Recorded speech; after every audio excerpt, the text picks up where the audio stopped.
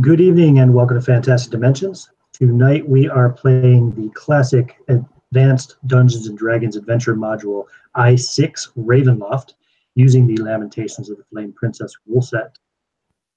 I have 7 of my good gaming friends here with me today to take part in this adventure. They are part of an adventuring party named the Ever Victorious. We've established that the Ever Victorious have been a functioning adventuring party for about 5 years at this stage.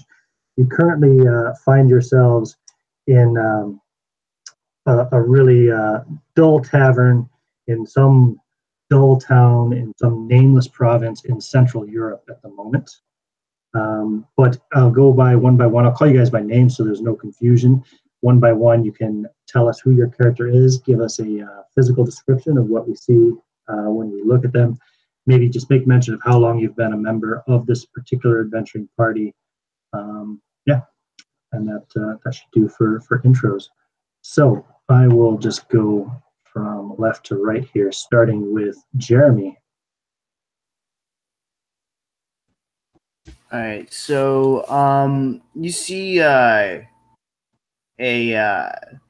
figure standing there with a dark coat on. And what appears to be a British officer's hat. He has a cavalry sword hanging at his side, and under his coat looks kind of bulky, so it's untelling what's under there. His collar is all the way pulled up and buttoned up, so you can't see his mouth, and just his eyes are poking out. Looking around the room,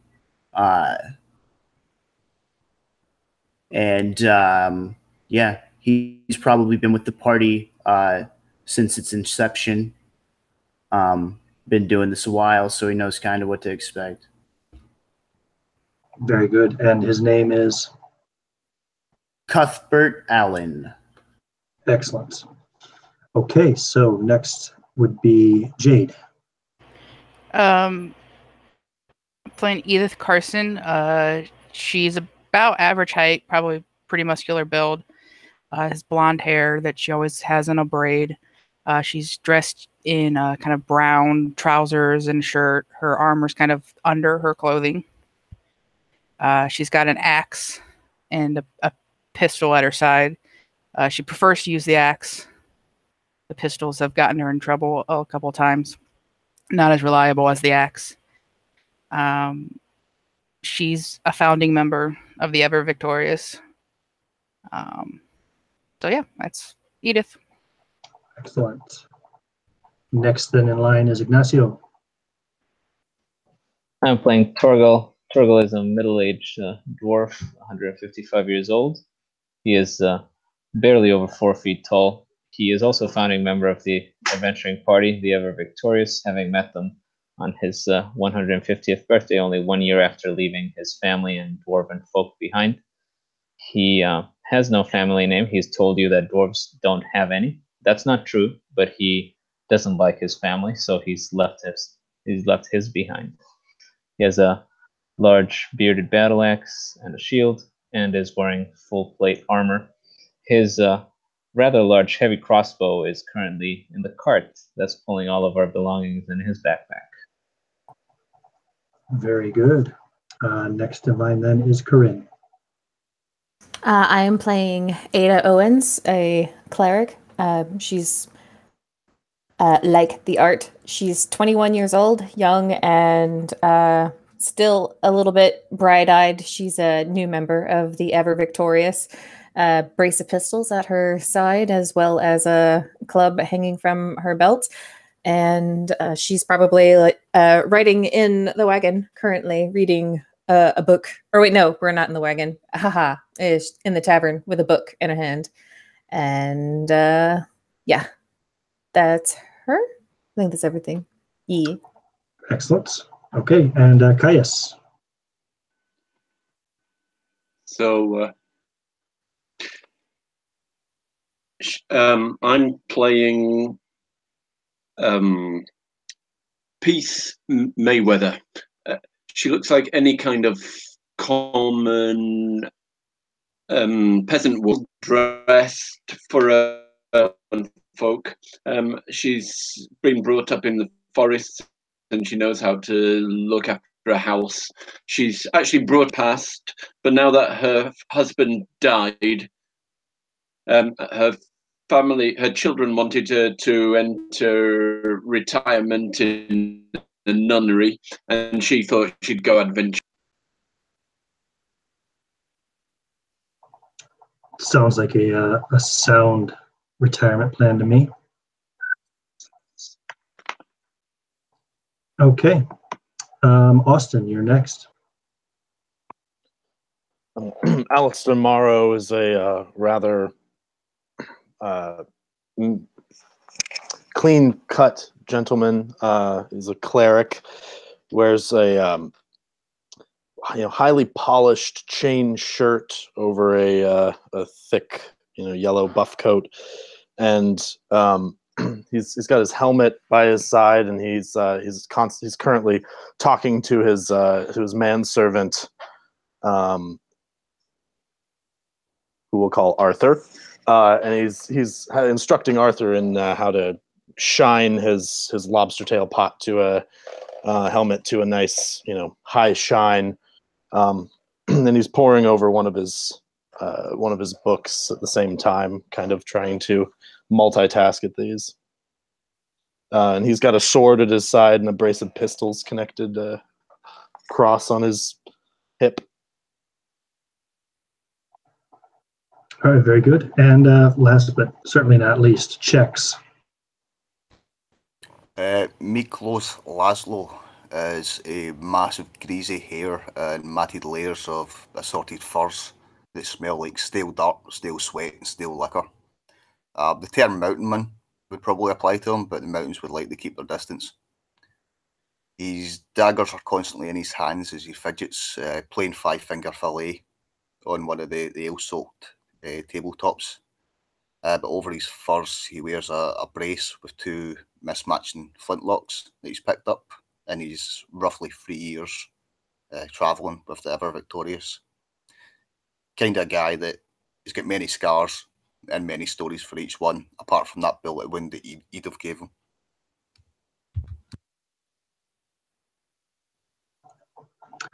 Very good. Okay. So I am running the classic module here, but of course I will make some adjustments along the way to make sure that it's thematic to Lamentations of the Flame Princess, and I've already made all my stat adjustments and things of that sort. So I will start with this little intro for you. So for a party of seasoned adventurers such as yourselves, this is but another dull tavern in another dull town in some nameless province. It is but another passage of time between the challenges of your true adventuring. Such is the doldrum of existence, waiting for the next opportunity. Outside this inn, a fog lies over the town this evening, draping everything in its clammy grasp. The damp, cobbled street shines as the light of street lanterns dances across the slick stones. The cold fog chills the bones and shivers the soul of anyone outside. Yet inside these tavern walls, the food is hearty and the ale is warm and frothy. A fire blazes in the hearth, and the tavern is alive with the tumbling voices of country folk. Suddenly, a hush falls over the tavern. Even the flagons of ale seem to silence themselves. The tavern door swings open. Framed by the lamp-lit fog, a form strides into the room. His heavy booted footfalls and the jingle of his coins shatter the silence. His brightly colored clothes are draped in loose folds about him, and his hat hangs askew, hiding his eyes in shadows. Without hesitation, he walks directly up to your table and stands proudly in a wide stance with folded arms. His accented voice speaks. I have been sent to you to deliver this message. If you be creatures of honor, you will come to my master's aid at first light. It is not advisable to travel the Svalich woods at night. He pulls from his tunic a sealed letter addressed to your party, and in a beautiful flowing script. He drops the letter on the table. Take the west road from here, some 5 hours march down through the Svalich woods. There you will find my master in Barovia. Amid the continued silent stares of the patronage, the gypsy strides to the bar and says to the wary barkeeper, "Fill their glasses, one and all. Their throats are obviously parched." He drops a purse heavy with silver on the bar, and with that, he leaves. The babble of tavern voices resumes, although somewhat subdued. The letter lies before you. It is dated yesterday, and the ink barely dry and the parchment crisp. The seal is of a crest that you do not recognize. And you also, of course, I will mention, have never heard of this town of Barovia, being strangers to this land yourselves.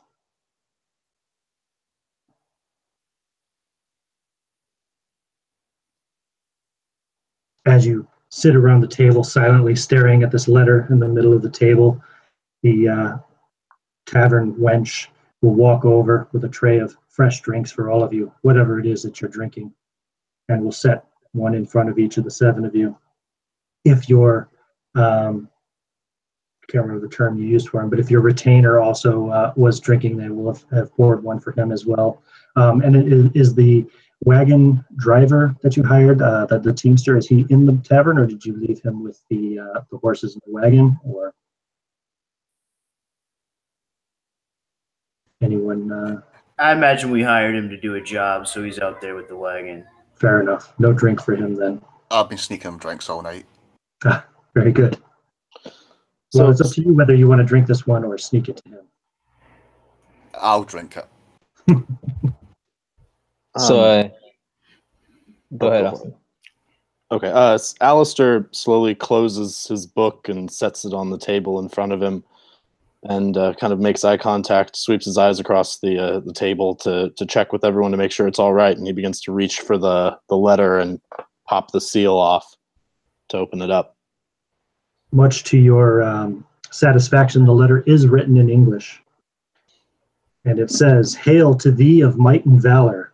I, a lowly servant of the township of Barovia, send honor to thee. We plead for thy so desperately needed assistance within our community. The love of my life, Irina Kolyana, has been afflicted by an evil so deadly that even the good people of our town cannot protect her. She languishes from her wound, and I would have her saved from this menace. There is much wealth in this community. I offer all that might be had to thee and thy fellows, if thou shalt but answer my desperate plea. Come quickly, for her time is at hand. All that I have shall be thine. Signed, Kolyan Andrirovich, Burgomaster." So Alistair will finish reading that aloud and place the letter on the table in front of him.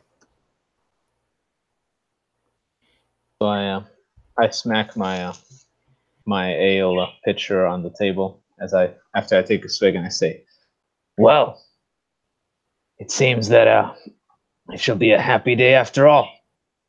I was beginning to worry. After all, tomorrow is, well, you all know what tomorrow is." And I look around the table. You get a puzzled stare back from Alistair. "Oh, Gewalt. Tomorrow is my birthday. Don't you remember we met on my birthday 5 years ago? It's going to be 6 now, tomorrow. And every birthday since has been a dreary, boring, drunken, just gray, endless day, just waiting for another job. And now, we're going to get a job on my birthday tomorrow. I can barely believe it." Well, isn't that exciting? How much coin did it leave? Oh, the barkeeper took the coins. Okay. They were dropped on the bar.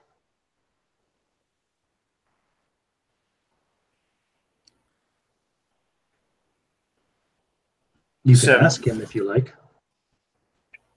No. Okay. Well, I guess you all know what I think. I think we should take the job.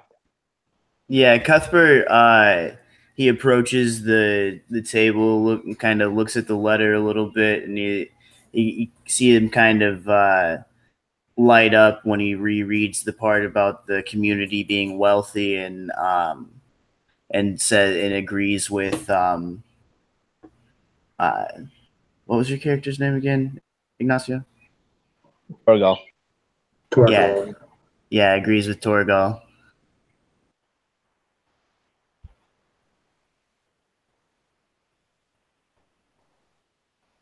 It Yep. sounds like this poor woman is afflicted. Think we should help, even if, without the reward.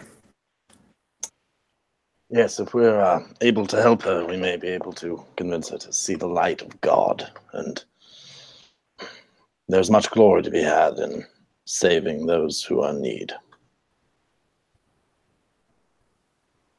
Yeah, and Silver. I've forgotten more about God than you will ever learn. Perhaps that is true. You've lived many lives, my friend, many lives. There is but one life, and it is too long as it is.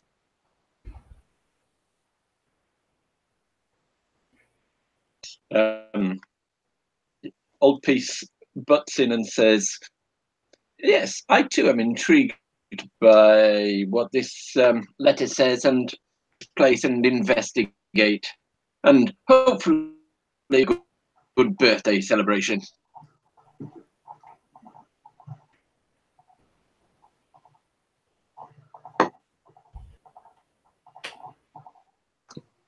Alistair will actually get up at this point and approach the barman and ask if he has anything anything special behind the bar, and see if he can get a little special birthday treat for Torgall since he forgot. Feels a little bad. And he looks at you, he stares at you very intently, trying to make sure he understands everything you say. And he says to you in kind of broken English, he says, yes, I have homemade liquor. Ah, perfect. One bottle. He holds up a hand, just like a finger, trying to communicate as non-verbally as possible. One bottle, you say? Very well. That will cost you 4 silver pieces, please. And he kind of looks taken aback at this for a moment, and he holds up 3 fingers just to see if the man will go for it.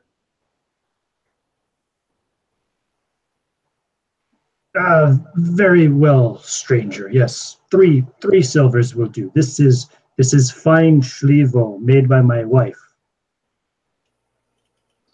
And he'll kind of bow his head and return to the table with the liquor and pour the first glass or shot for Torgall. A celebration drink on the eve of your birth. One moment, Torgall, says Old Peace. Let me bless your glass. And as she blesses it, the glass expands to 2.5 times its original size. Very nice. I would say he would have given you 7 nice sized shot glasses with the bottle, but yeah, absolutely. So it grows in size as you do so. Sorry, 8 glasses. I almost forgot your retainer. Ah, Peace. If you were but a dwarf, or perhaps a halfling.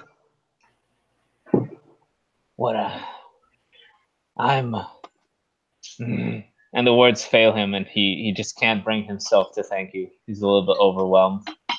And he tips it back and smiles. Did you ever have a wife? No. Is there a Mrs. Torgall somewhere? But Betsy here, and he reaches over to his axe. Betsy is named after a very special halfling woman. I'll tell you the story sometime. Forgetting that he's already told you the story. Should we this Barovia? I've not heard of it before. Should we see what the barman knows? He doesn't seem to speak the sophisticated tongue very well, but it seems possible to communicate with him.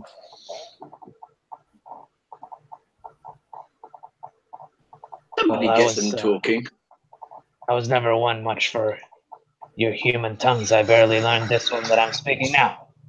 But I forget, do any of you speak Barovish or whatever you call it?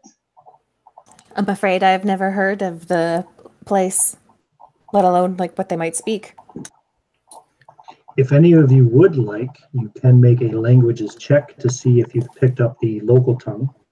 Ooh, sure. I should get out some dice. What is the local tongue? I rolled a 6, so I don't know it. Let's call it Romanian. Okay. Yeah, I rolled a 5, so I don't know anything.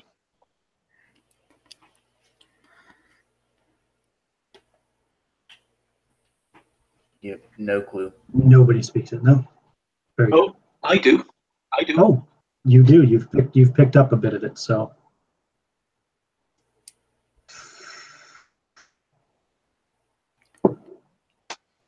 So Old Peace speaks a little bit of the Romanian tongue, which is the land in which you find yourselves currently.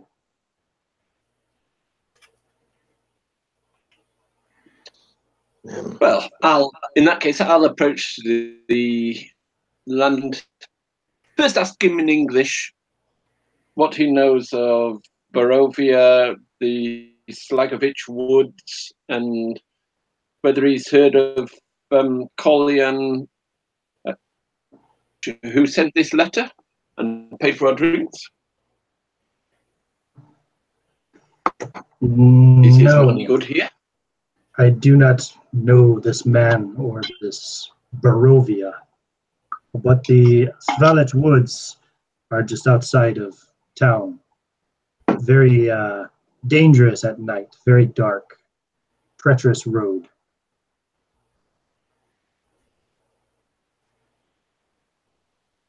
Valit Woods, did you say? Svalich. Svalich. Okay.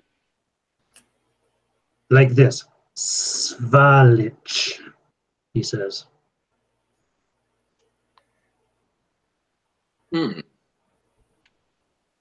I'll just shut.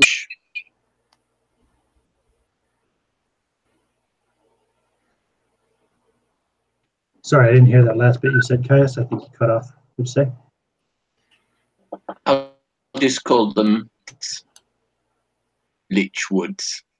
The Lich Woods. That'll work. The Lich Wood. Yeah.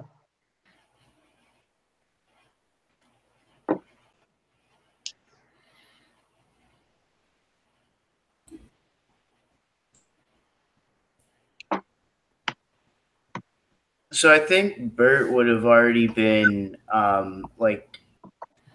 making his way towards his horse that's tied up outside, getting his packs ready and his mule together, and making sure that the guy that he paid for to take care of the mules and the cart was outside doing his job.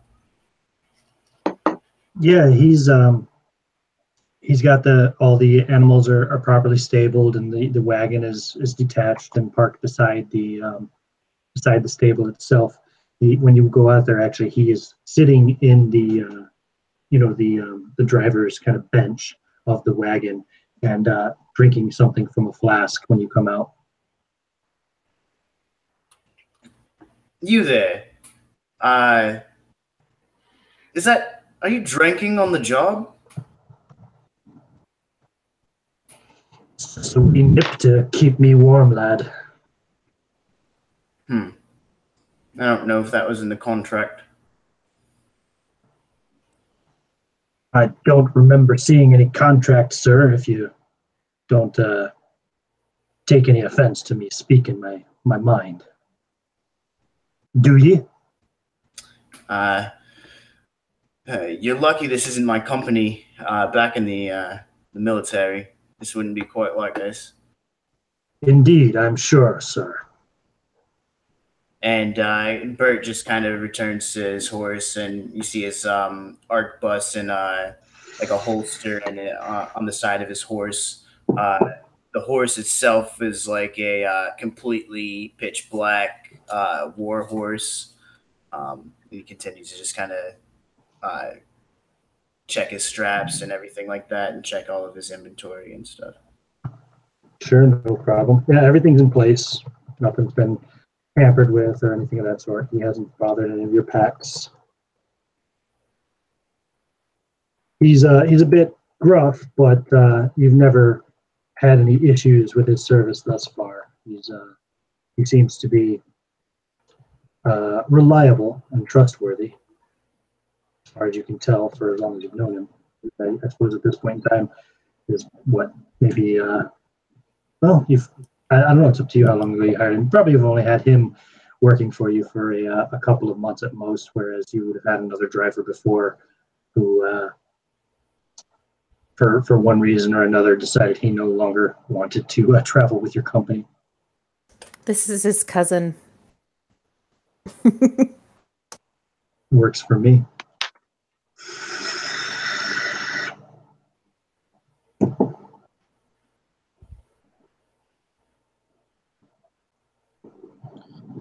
Yeah, Alistair will head out after the drinking with his manservant Arthur, and Okay.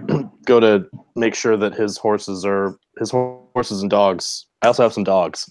How many dogs? 3 dogs. Good to know. Are well fed and settled into the stables. His cart is all locked up and his chest is secured. Very good. And didn't the letter say that we have to go tonight or something like that? No, tomorrow morning. It was dangerous to travel during the night, it said. Okay. The letter said, come quickly. The gypsy gentleman who had left you the letter had said you should leave in the morning because it's treacherous at night. Yeah. And the barman also told Peace that the woods were very dangerous at night. The road was very narrow and treacherous and dark.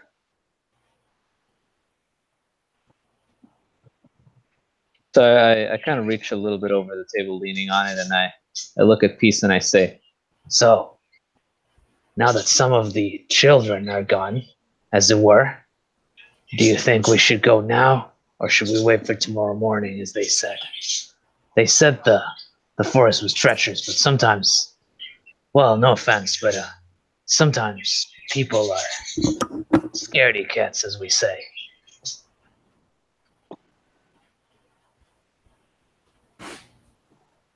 He said hours away. I fancy a night in a bed rather than a night on the road. I suppose you're right. Very well. First light on my birthday, we set out. Yes? and I look around at the other 2 still remain, the other 3 still remaining there, I think.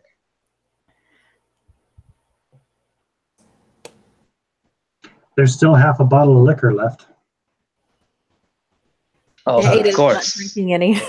And I pour on. First, I pour for myself in my very large glass, and then I pour for the others. That probably empties the bottle. Ada's glass is still full. She hasn't drank hers yet. Alistair will return after dealing with his dogs and horses, and he leaves the manservant out there to keep the teamster company for a while. Your glass and your manservant's glass have been refilled. I guess I'll have to drink them both. Mm-hmm.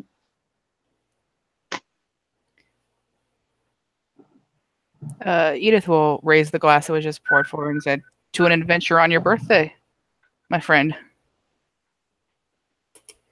To an adventure. Whenever Bert went outside, did he see any sign of the gypsy that had left the note? No sign of him at all.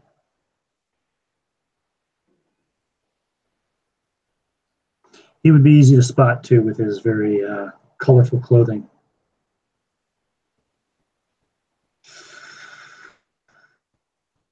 When he walks back in, he kind of just like absently kind of says to everybody, how did he know where we were at? I think at this point, like Ada's like putting down like the letter that Alistair had placed on the table. Is it like addressed to us? Like, does it say like the ever victorious? It says the ever victorious on the outside of the letter, just above where the seal was. Inside, it simply said, "Hail to thee of might and valor." I think it might be worth noting. How did that gentleman know we were going to be here? I didn't interrupt the introduction, but one of my standard things is I have ESP, and if somebody gives us a mission, I cast ESP on the person who we meet. Okay. Can I have ESP on? You can, and let's see. He probably would have looked at you and frowned when you did that because he noticed that you were casting some kind of spell. Let me see here. So that means you can hear his thoughts. Thoughts are as audible as any voice, and those who care not about the privacy of all living things can hear them. You can hear the thoughts of one character, so you targeted him specifically. Oh, one character within 60 foot at a time, and that's going to last you for 10 minutes. The thoughts of my companions bore me, so I'll on the people around the room. Okay, sure. Just kind of moving from person to person, just seeing the kind of things they're thinking. A lot of them were, basically kind of internally cursing this gypsy man. The traditional kind of disdain, as it were, for his people and anybody of his nomadic tribe, as it were. They just assume that they're all up to no good, that they're all, thieves, that, the standard prejudices, even some of which last to this day, but in the 17th century, of course, they would have been magnified for sure. There's also a lot of apprehension about your own presence in the tavern. They don't necessarily know exactly who you are. They don't, maybe they never heard of the Ever Victorious until the man's, well, no, I don't think he didn't ever said that out loud. So, but they're just very apprehensive about your presence here and the potential for trouble that it could cause, or if you're trouble yourselves, because they obviously know that you're a lot more dangerous than any of them. So they're very they're kind of walking on eggshells, as it were, around you, trying not to make eye contact. Just naturally kind of afraid of armed adventurers in their tavern in this tiny little town. And when I mentioned the name Barovia, when I say it to the landlord, does anybody react? No. Anybody that you would have kind of tried to listen to their thoughts while after saying that name, nobody seems to recognize it. Of course, also you, even though you can understand their thoughts, even though they're thinking in another language, but most of the people in here don't speak a lick of English. Only the barkeep seems to speak much at all.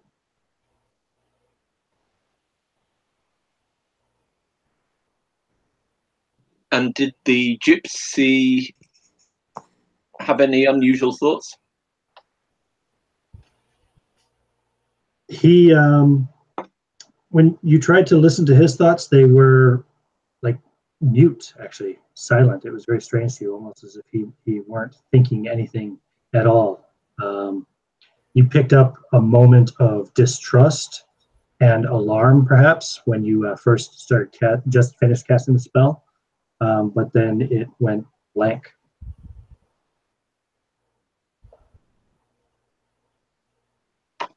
You can surmise that he probably knew what you were doing. It is said that a lot of the gypsy people have their own forms of mysticism, and perhaps he has experienced such things before.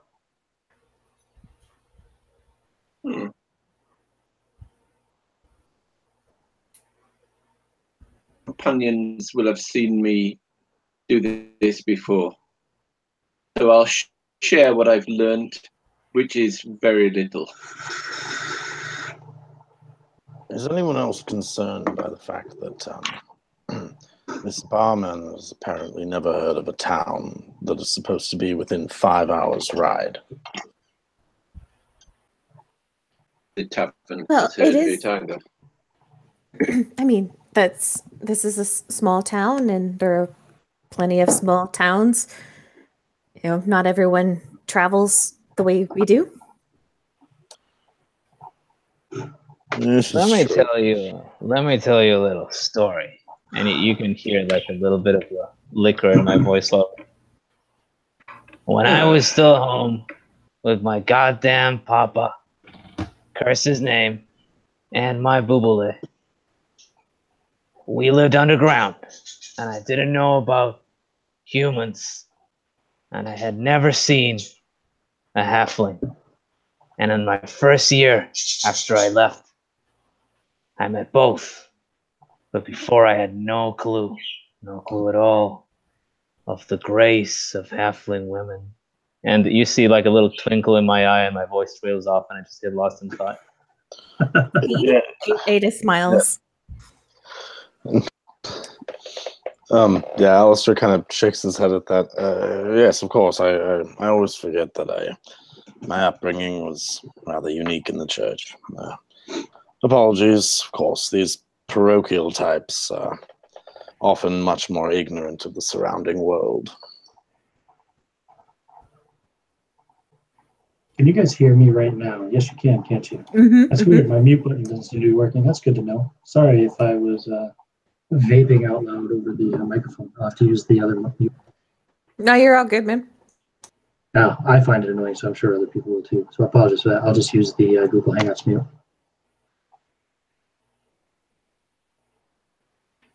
Yeah, that one still seems to work. Okay.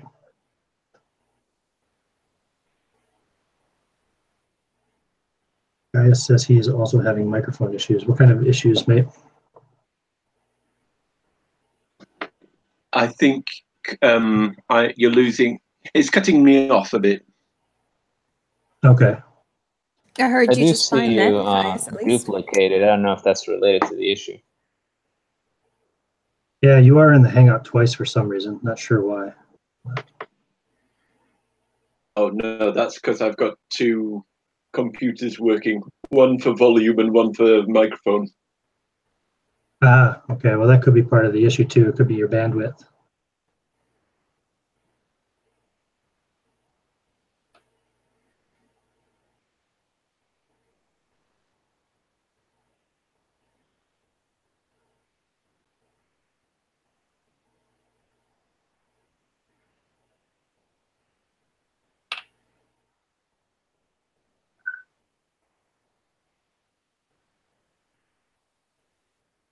Okay. Yeah, Chuck said maybe I'm getting picked up by the webcam mic. I might be. I don't know. If you guys hear any tinny rattling sounds or anything, because that's what the laptop mic does sometimes, just let me know. But I've checked my settings. It should be coming through my headset. So you've poured the rest of the Schlivo, as he called it, into the glasses. You've probably mostly finished that. I think did somebody say they were drinking Ada's drink, or is her drink still just sitting full in front of her? Oh no, I drank that a while ago. Okay. She didn't notice. Miklos took care of that for you. Yeah, she didn't notice. She was too busy reading the letter, and now she's back to reading her book.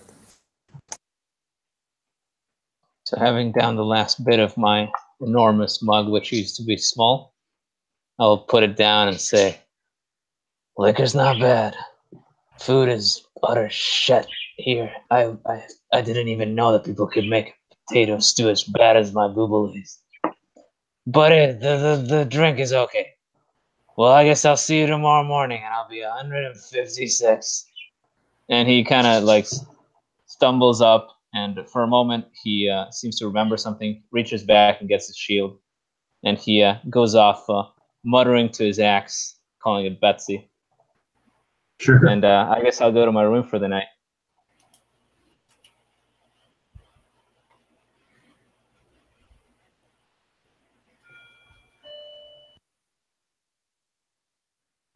And after he turns to walk off, Alistair turns to the group, kind of quietly says, the biblical Adam was 930 years old when he died. And I have to wonder if the longevity of those people means somehow that they're closer to God. I just don't understand it. And kind of looks back after Torgall, watching him walk off. The only thing he's closer to is the ground. Get it? 'Cause he's short. Yeah. Ada like giggles at that. Yeah, Alistair gives a hearty chuckle.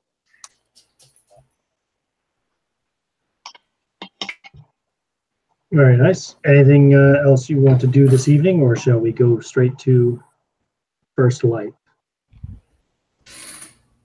I'm good with first light. Does everybody get up at first light? Does anybody oversleep? No, Ada gets up early to prepare and pray and all that other fun things. And goes to bed, not too long after Torgall. Very good. Yeah. If you want to. Torgall passes out in his armor and boots soon as he gets down on the bed, and then he gets up not late, not early, but on time. Cuthbert, I rolled for it to decide whether or not I did, and he overslept. Okay. Who's rooming with Cuthbert? I got a room to myself. I've got my manservant with me. I imagine the ladies were bunking together. Guess I pulled the short straw then. It looks like it. No one wants to room with me. Cuthbert snores. It's as loud as his horse. And Miklos is up at first light? Yeah. Did you wake me up, or you just leave me? So you just were like, just walked out of the room, left me snoring. He probably would, to be honest, until he went down, washed himself in the trough, did his business. It'd be about a half hour before he woke you. Oh, you got a little extra sleep, Cuthbert. Torgall talks in his sleep in Dwarven, but yeah, he doesn't like to advertise that fact, so he always gets the room for his own. What kind of stuff does he say? Oh, well, you won't understand any of it, but I think he probably argues with his parents in his sleep over and over every night.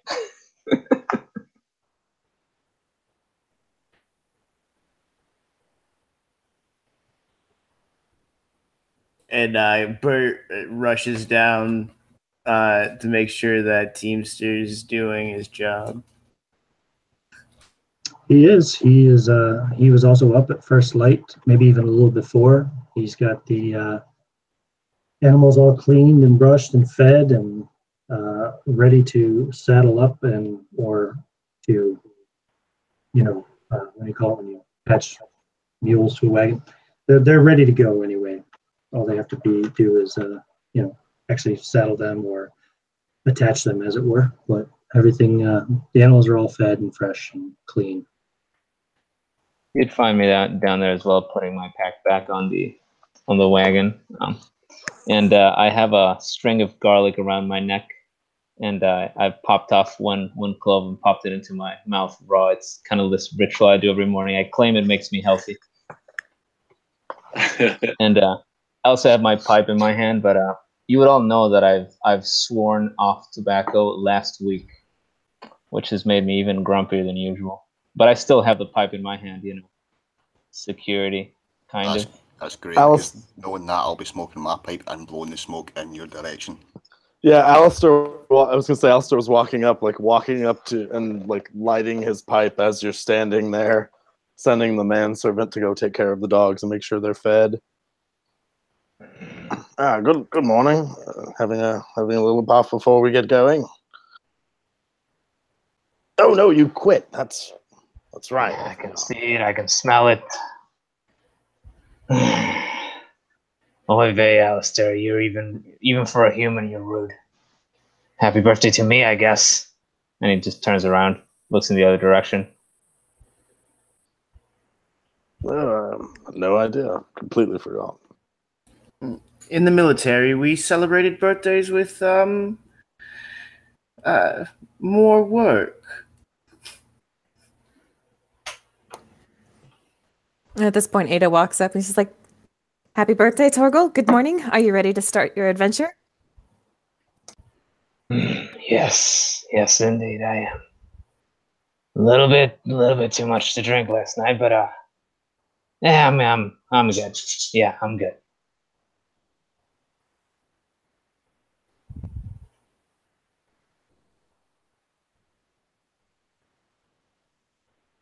Okay.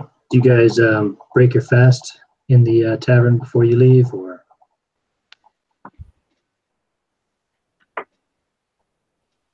Yeah, definitely. You get a meager breakfast anyway. Would have come with the price of renting the rooms. Some stale bread, a bit of leftover potato stew, and a medium-sized sausage for each of you.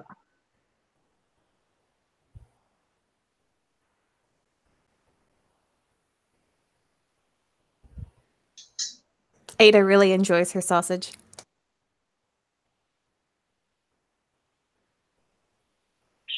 I spend a few. Yep. I spend a few. Sorry, go on. I spent a few uncomfortable minutes trying to explain myself to the barkeep, given that he barely speaks English and I don't speak it that well myself. To please procure me a raw egg, and after he finally understands it, he brings me one. I just pop it I pop it and I kind of slurp it up, and then I just take some dried jerky and pop it in my mouth and say, Well, it's as good as day as any to turn 156.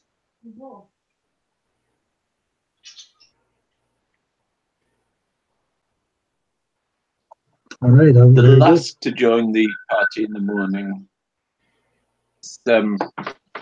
is old Peace, because she spends her time waking up in the mornings. It takes her some time. But she comes down immaculately dressed and washed, smelling of soap, and breezy with a slight smell of flowers about her.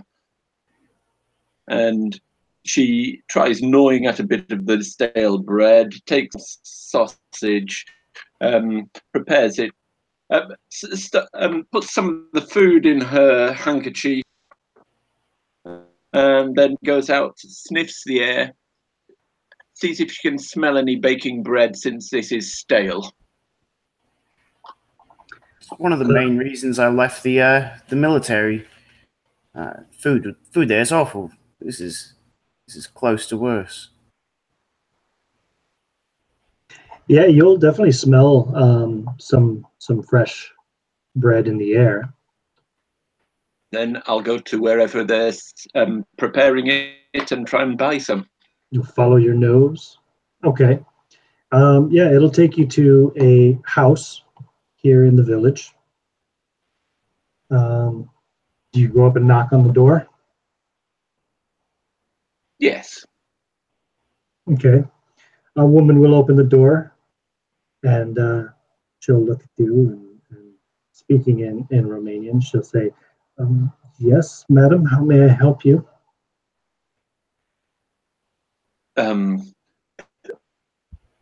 Peace shows some of the she's picked up from the tavern and says, "This for lunch, but yours smells delicious."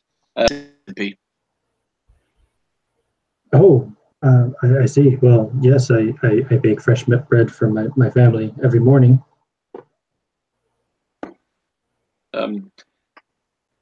For a silver or two, would you furnish us with some? And she looks at you and says, "A silver?" And her eyes kind of widen and brighten. I'll buy this batch and you prepare some for later. Well, it's not too late to start a fresh batch. Yes, absolutely. Just one moment, and she closes the door, and you hear some movement inside. And about a minute later, she'll open the door and she'll hand you a loaf of bread with a like a really kind of poor quality cloth wrapped around it. But it's still quite hot, quite warm anyway through the cloth. You give her the silver piece. Oh, yes. She says, thank you very much. And I'll discuss with her method for baking and things like that, because I'm also a baker, and just chatting and getting to know her a little bit, bonding with her, see Barovia or the path through the Lich Wood. Well, there is a road through the Svalich Woods, but I've never been on it. I know nothing of the lands beyond the wood. I've never heard of a Barovia, I'm afraid. Okay, well, and go back to join my group. No problem. So Maria will then kind of close the door. Thanks you again for the silver piece, and wishes you a blessed and safe journey.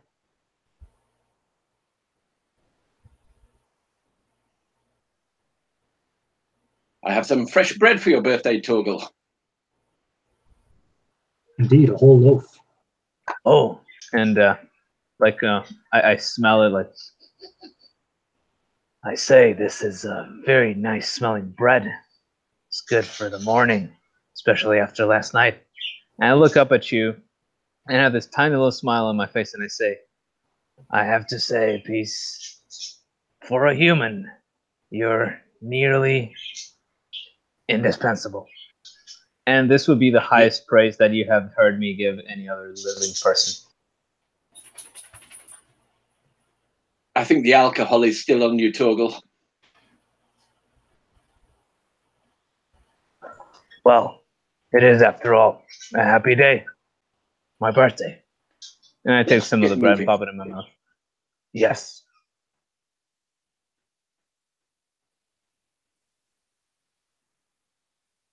Yeah, there's plenty of bread for everybody. In fact, there's probably enough bread there to, well, let's see, how many of you are there total? There are 7 plus the wagon driver plus the, I keep forgetting what the servant there.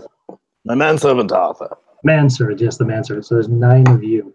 Yeah, there's enough bread there to feed you all probably twice at least anyway. So she was baking it for her family, for the day. So yeah, Alistair will say a small prayer over the bread for anyone who wishes it. Are you giving communion? Yes. you would hear my loud chewing over your prayer as I've already started.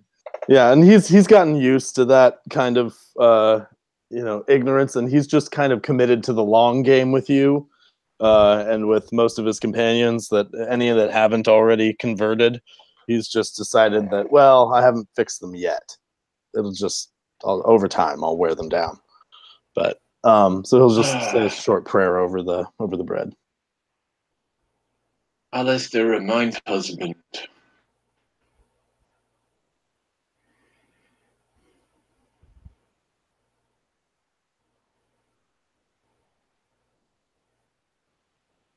You kind of cut out there. I don't know if you were saying something. I caught part of it, but I didn't know.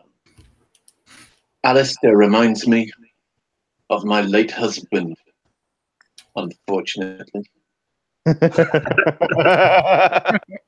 God rest his soul. And Ada will do the cross.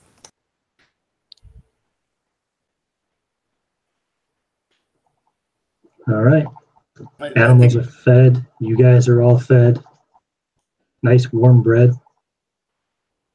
And those of you who wish it have even taken communion. Yeah, my papa and my boo-boo, they wanted me to get married once. And then he would go into a long story as we started walking, trailing off.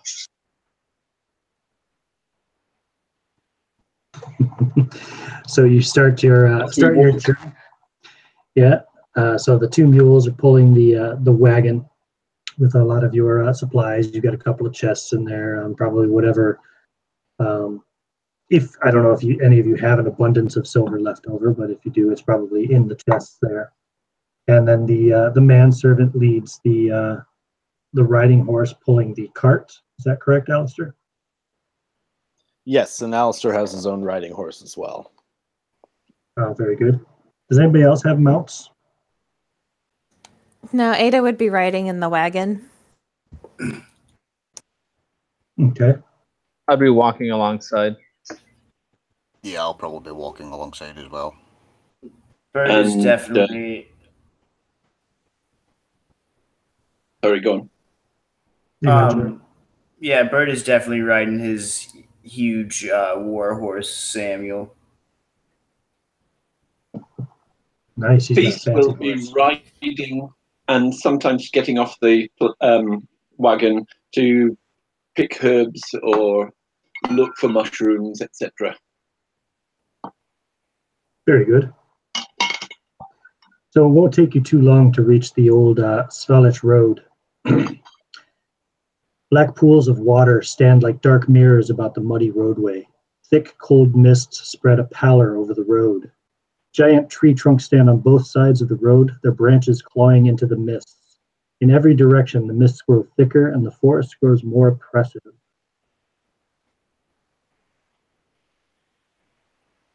You'll probably pick up a few mushrooms along the way, Peace, and maybe a few herbs, for whatever purposes you're looking for. Nothing, overly dramatic or fancy, but, if you're just looking for things to like flavor cooking or any kind of common herbs, you'll find them no problem along the way.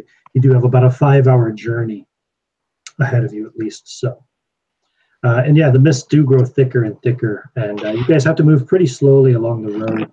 It is very narrow, and you won't be able to put the wagon and the cart side by side. They'll have to go in kind of a single file along the way.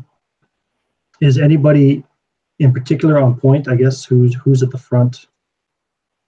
I'd be near the front. Mm-hmm. I think Bert would also be kind of ahead of the team a little bit. Is the cart near the front as well? I think the I'll ride my cart behind the wagon, and I'll ride along next to it, next to the cart. I'd be right next to the front of the wagon. Yeah. Okay. No problem. So as you're traveling, a good 5 hours pass. It's reaching probably actually by the time you ate and everything. Yeah, it's after midday by this point. Like I said, the fog has gotten thicker and thicker. And you hear a sound up ahead of you, Torgall. You hear like a kind of a growling sound. Sounds like maybe a large dog or something. It's not like a threatening growl. It sounds like the dog is working at something or trying to move something. Is the effect you get as you listen to the sound up ahead of you through the fog. Halt. Wild dog or something. Maybe a wolf. Either way, we should investigate. And I unload my heavy crossbow from the wagon and have it in hand, loaded. So towering trees whose tops are lost in the heavy gray mist block out all save a death gray light here at this kind of midday time. the tree trunks almost touch on each side of the road. The trees are so close together, and the forest is so thick. The thick, damp undergrowth presses in on you, making it impossible even to see one another at all times as you're kind of moving. Some of the road is overgrown, and you know pieces over there kicking up herbs and mushrooms somewhere, but you can't see her necessarily through the undergrowth and fog. The woods themselves, however, have the silence of a forgotten grave, yet exude the feeling of an unsounded scream. The only sound you hear is this growling sound up ahead. Again, it's like I said, it's not like a normal, just a straight growl. It's like, if you hear a dog, grabs a hold of a rope, for example, if you're playing tug of war, it's got that kind of a sound to it.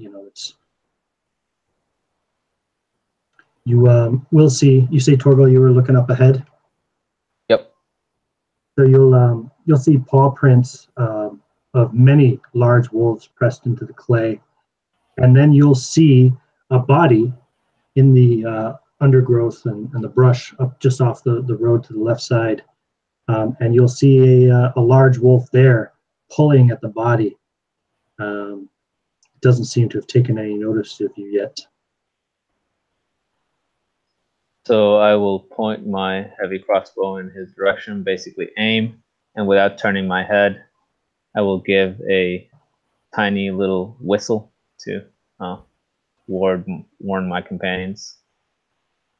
Okay, and when you do that, the wolf lets go of the body and kind of jerks back and drops down, haunches low, looking at you and growling and eyeing you as if it's trying to decide whether it wants to fight or flight. It stands there for several moments, growling and staring at you before finally deciding against it, seeing as it is alone, and turning and running off into the woods.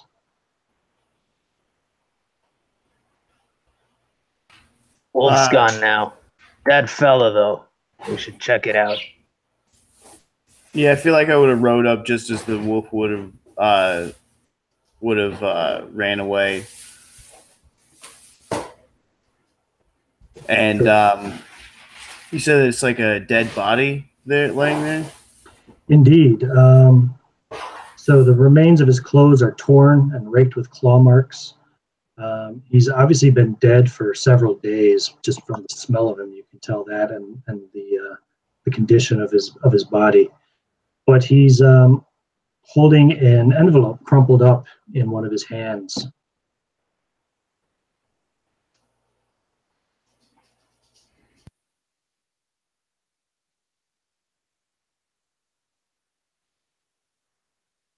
Looks pretty dead to me. So yeah, Bert would have dismounted by now, and kind of poked at him with his saber a little bit, and would have grabbed whatever was in his hand. So yeah, it's a crumpled up envelope.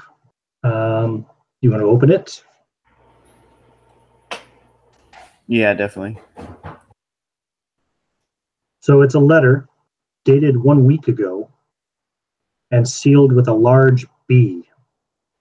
The parchment is worn and flimsy and reads as follows. Hail thee of might and valor. I, the Burgomaster of Barovia, send you honor with despair. My adopted daughter, the fair Irina, has been these past nights bitten by a creature calling its race vampire. For over 400 years he has drained this land of the lifeblood of its people. Now my dear Irina languishes and dies from an unholy wound caused by this vile beast.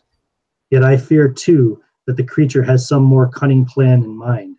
He has become too powerful to be fought any longer. So I say to you, give us up for dead and encircle this land with symbols of good. Let holy men call upon their power that the evil one day may be contained within the walls of weeping Barovia. Leave our sorrows to our graves and save the world from this evil fate of ours. There is much wealth entrapped in this community. Return for your reward after we are all departed for a better life. Kolyan Indrirovich, Burgomaster. As you read it, you hear a lone wolf cry off in the distance.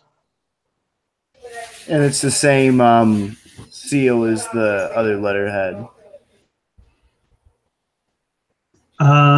It is not the same seal. This one is sealed with a B. The other one was just a wax seal, I believe. I go and I show it to what is his name? Alistair. No, I assume that you're not like very literate, and I go and show it to the cleric to look over. You hear another wolf answer the cry in the distance. Well, I can't believe it. The soldier is prejudiced. So yeah, Alistair will start to get off of his horse, but then when the second wolf answers the first cry, he pauses. Not here. We should continue moving. He kind of looks around and checks his dogs to see if they seem to be reacting at all to the wolf howls. They are. They're getting very kind of nervous, and they're growling, and their hackles are rising, as it were. You know, their tails are in that position, which indicates they're getting ready for a fight. But they don't seem very. They don't seem very eager for it at the same time. We should move. We should continue on the path and examine this later. And he starts sounding a little bit nervous. Yeah, could I have examined the body while Cuthbert was reading the letter? What does it look to me like he died of? It looks like he died from a wolf attack, judging by the claw marks and the bite marks on the body. Right. He's quite pale and a bit bloated by this point in time. He's been dead for several days and stinks a lot. Looks like a pretty run-of-the-mill dead body. Yeah, he probably died of blood loss from his wounds. It's safe to say, judging by the number of them. Right. Then I won't give it a second thought, and I'll be joining the party. Okay. Yeah, Bert remounts, but this time he, like, at hearing the wolves and stuff like that, he takes his arquebus out of the holster and kind of lays it across his lap while he's riding. Yeah, Alistair will do the same. I have my shield on my back and my axe tied to my belt, and I will keep my heavy crossbow out and have it kind of pointed generally forward.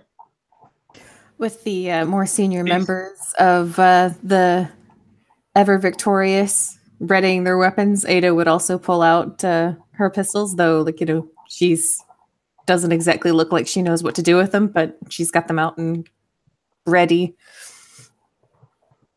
Who all looked at this letter, by the way? I'm sorry. Who all looked? Oh, sorry. Yeah, who looked at this letter? It wasn't shown to me, so actually laid eyes on it. No, I wouldn't have looked at it. So it was just Cuthbert and you showed it to Alistair, yeah? Yeah. And you guys and Alistair was getting off his horse to take it when the wolf held him back.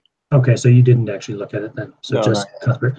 Cuthbert, you definitely read the letter also the night before, if I recall correctly, right? Yeah. Go ahead and give me an intelligence roll. Just roll a d20, and you want to roll equal to or under your intelligence. I critically failed 20. Okay. Very good. No problem. Okay, so you guys Peace prepared is yourself. up in the forest. Yes.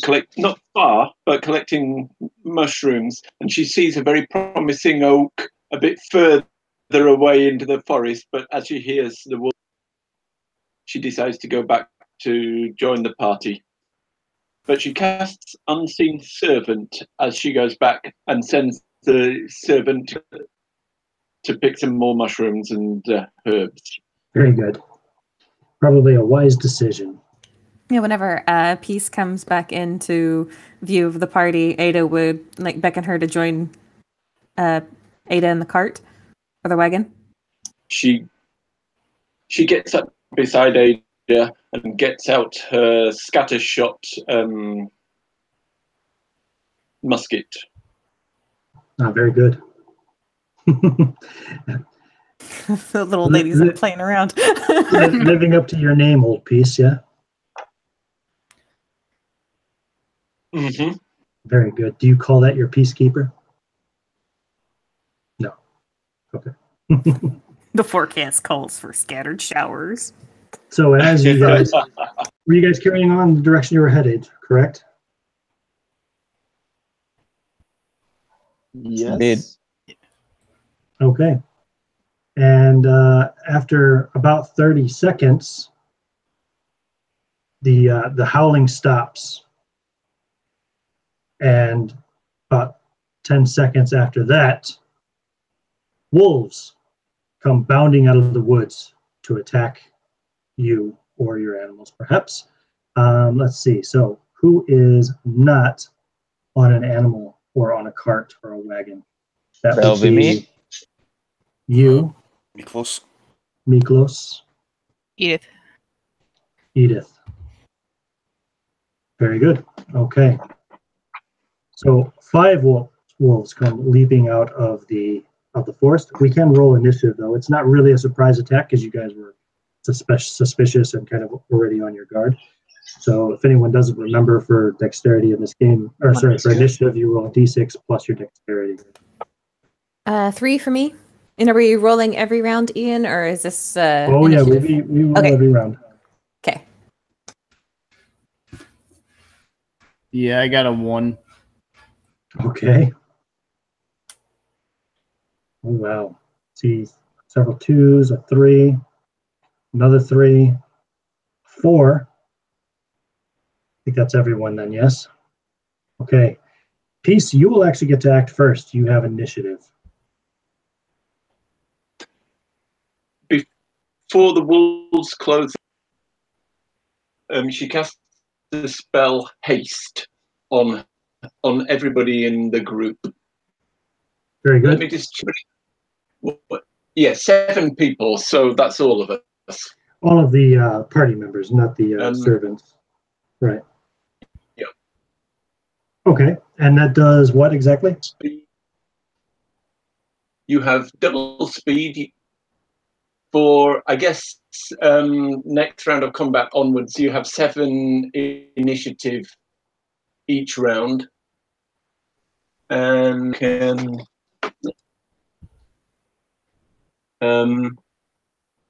you can do as many attacks. Let me just read it. This spell makes creatures move and act more quickly than normal. Cast a level in a 60-foot range they get double the normal number of actions and automatically win initiative. Right. Very good. Spell round. Starting from the next round. Right. Yeah. Right. Well, the initiative will start from the next round, but they do get double their actions immediately. Yeah. Very good. Yeah. So you get 2 attacks instead of 1, essentially.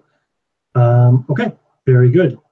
So then, I would say, Peace, if you want to take a second action, then you could do so right now. It doesn't affect spells. Right. Spells. You cast the spell. But if you wanted to take an attack, you can do so. I'll allow that. You're holding your. There's no such things, are there? Say again? There are no readied actions. No readied actions.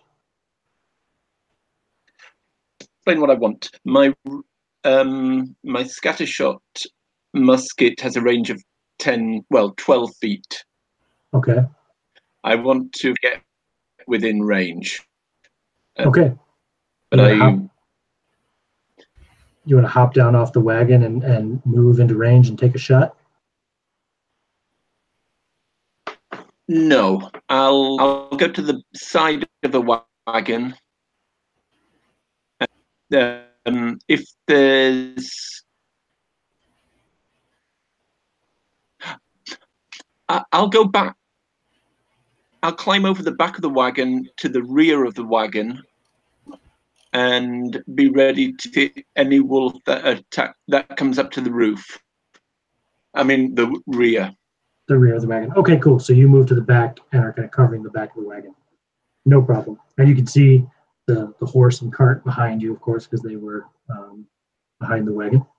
No problem. Next on initiative is Miklos. So where did you say the nearest wolves are? Are they kind of on top of us? Yeah, I'd say they're all coming off the left side of the forest, and they're near the front, actually, right where I think Miklos, you were close to the front, weren't you, or were you? Yeah, I'd been closer to the front. Yeah, they're all pretty close to the front of the order, near yourself and Torgall and Edith. Okay, so I'm looking for the biggest one out of the pack. Sure, go to the back. I'll take a step forward and try and shank it in the neck by throwing my dice away to the other side of the room, apparently. First one is a 12, and the second attack is a 17. The 17 will hit. For 6 damage with the +3. 6 damage, and that's with your daggers, yeah? Yep.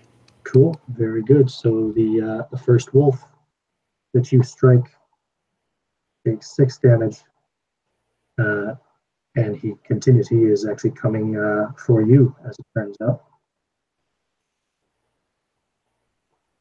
Okay, next in initiative is Ada.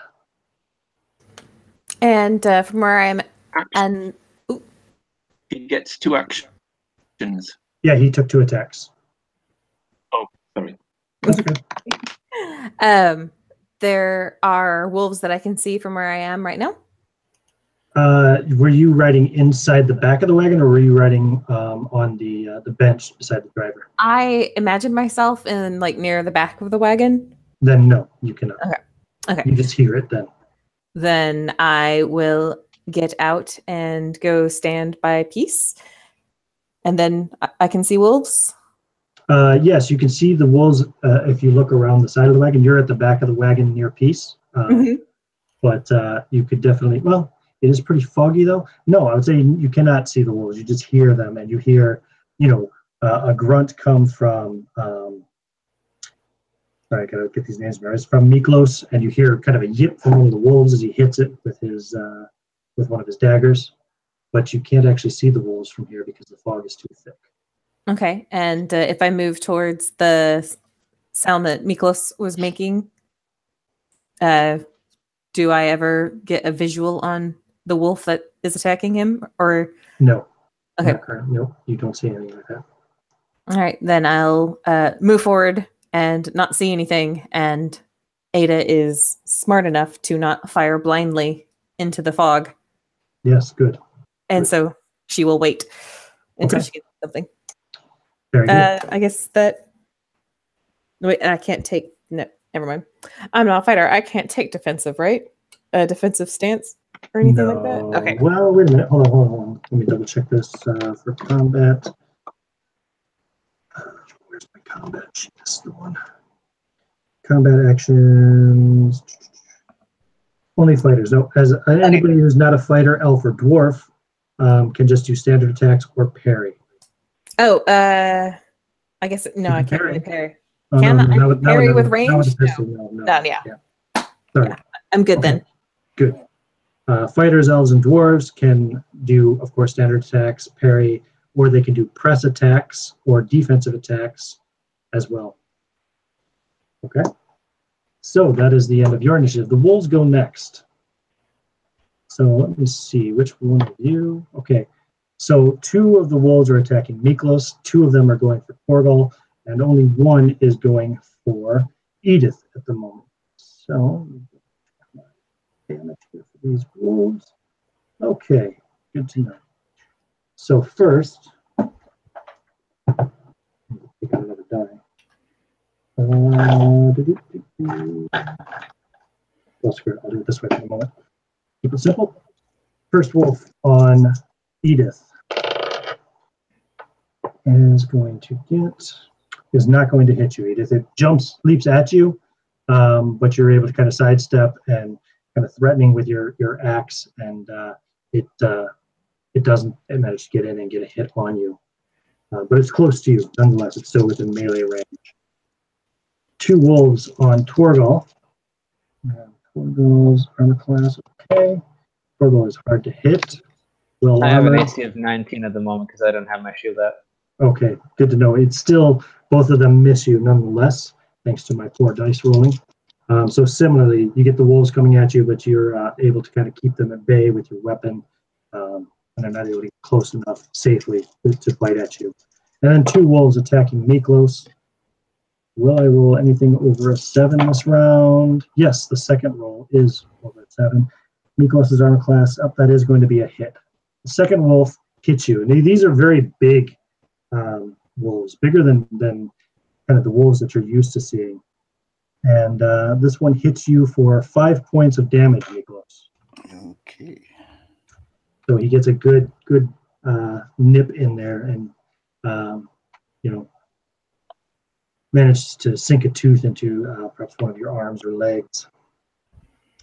And then next on initiative, we go down to the 2s.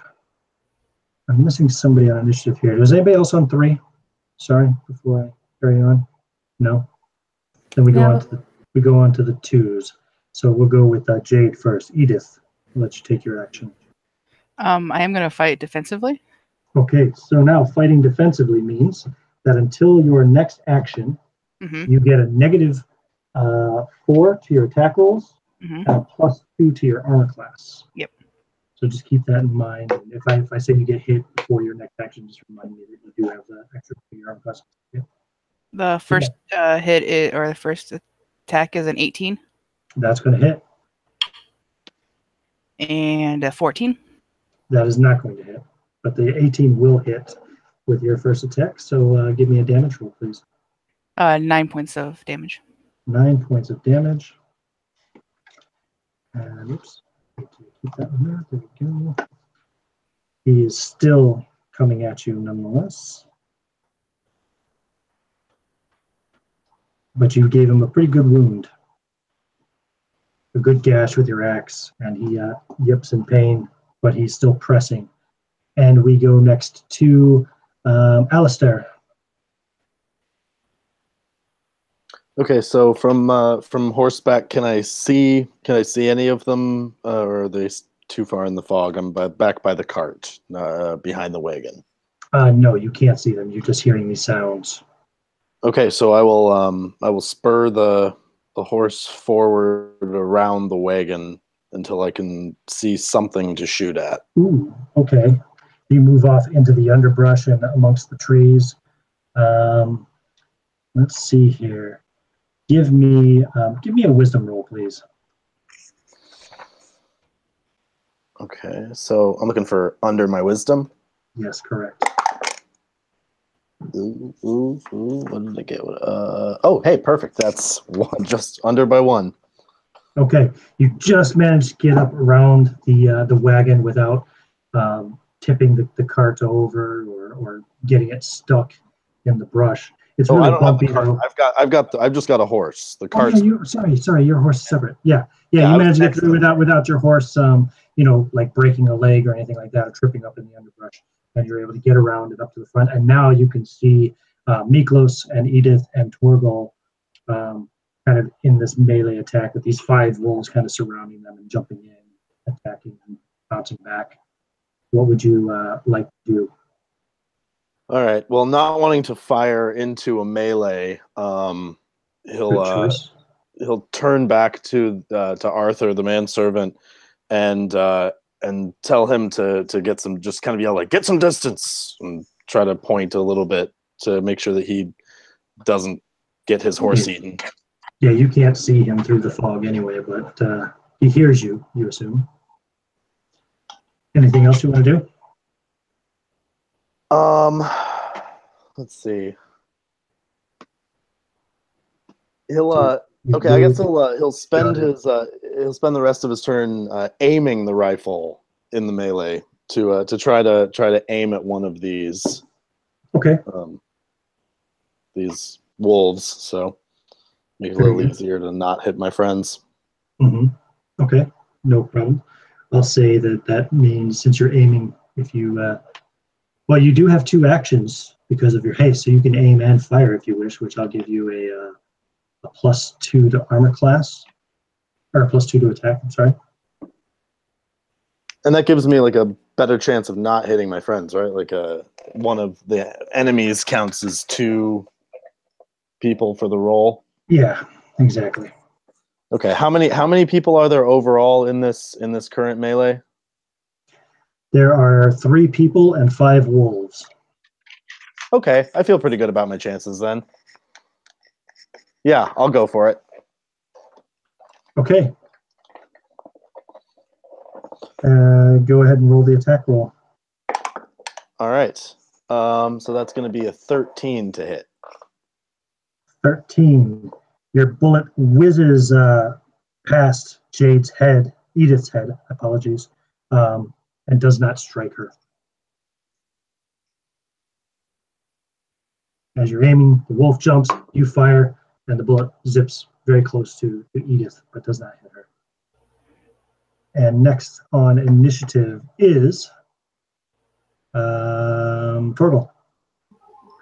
Can I see the other people in the melee? Yes, you guys, I think, are close enough that you can see the 3. So I see my 2 companions, and I see 5 wolves in total, 2 of which are right next to me. And you hear the crack of the rifle. You all hear the crack of the rifle, and you hear the bullet whiz by somewhere not too distant, but it's not like it nearly hit you. And I take a step backward towards the wagon, leaving like less than 2 feet between me and the wagon, and I fire pretty much point blank into the wolf right in front of me. Okay, go for it. So that's gonna be it ignores the first 4 points of AC, but that's only an 8. That's only regarding armor, anyway. Oh, okay. Otherwise, these things aren't wearing armor, so. So I guess yeah. So it sticks into the ground, and the ground here, is it like is it rocky, or is it what is it like? No, it's like you're on a road, a very narrow kind of dirt road going through the woods. Right. So then with my next action, I will lightly toss the cursing in Dwarven. I will lightly toss the heavy crossbow into the ground, pull out my my shield and Betsy, and strike at that same wolf who just evaded my arrow. Okay, so you get a -2 to your attack roll for drawing a weapon and attacking the same round. That's going to be a total of 17. That will hit. So you hit the wolf. What's your damage? For 2 points of damage. So I imagine that okay. The edge of my axe grazes its cheek, making a gash in his face. Indeed. Okay. And did I miss anybody else on 2? Somebody's initiative is not in the chat. I think it's Jeremy's is missing. Yeah, mine was 1 anyway. Okay, yeah. So we're down to the 1s anyway. So it's your turn. So Cuthbert rides over to the nearest wolf, leads it down, and attempts to take 2 swipes at the wolf, and I'm guessing neither of these 12s hit. Nope, neither one does, unfortunately. You've also ridden up into the melee, a couple of swings with your saber, and miss. And we go to the next round. Everybody roll initiative game. But we all automatically win. Oh, you all automatically win initiative because you're hasted. That's correct. Sorry. So but I guess we could just go roll to see what order we go in. No, we don't have to. I'll keep it simple. I'm going to just go in this particular order. Edith, you're first. All right. I'll fight defensively again, I guess. Just keep that AC up. Yep, sure. So you're going to keep your AC at +2, -4 to your attack rolls. 22 is to hit for the first one. Ooh, that's going to hit. And 13 for the second one. Okay, that's going to miss. But your first one hits. So how much damage did you do with that blow? 10 points of damage. Whew. It's grievously wounded. A really deep strike with your battle axe that time. But it is still pressing, nonetheless. It is now a very wounded and pissed off wolf. And next on my list then will be Alistair. All right. Seeing how poorly that first shot went, he'll try to slip the arquebus back into its kind of holster in the horse's saddlebags. Oh, you would need to reload it before you could fire it again anyway. Yeah. Shoot. I guess these things seem to be doing pretty all right. But okay, he'll see that it looks like one of his companions is doing a good deal of damage to them. Who's the other fighter? The other fighter is Edith. Edith. Okay. Oh, sorry. So, Edith is the other fighter is Alistair. Sorry. Or Cuthbert? Cuthbert. No. Yeah. Sorry, I'm still trying to remember names. Well, Edith is a fighter too. Edith is a fighter, and Cuthbert is a fighter. Yes. Right. Edith is the one that's already been doing a good bit of damage. Yes, right? exactly. Correct. Yeah. So, seeing that, I want to make sure that this isn't a touch spell.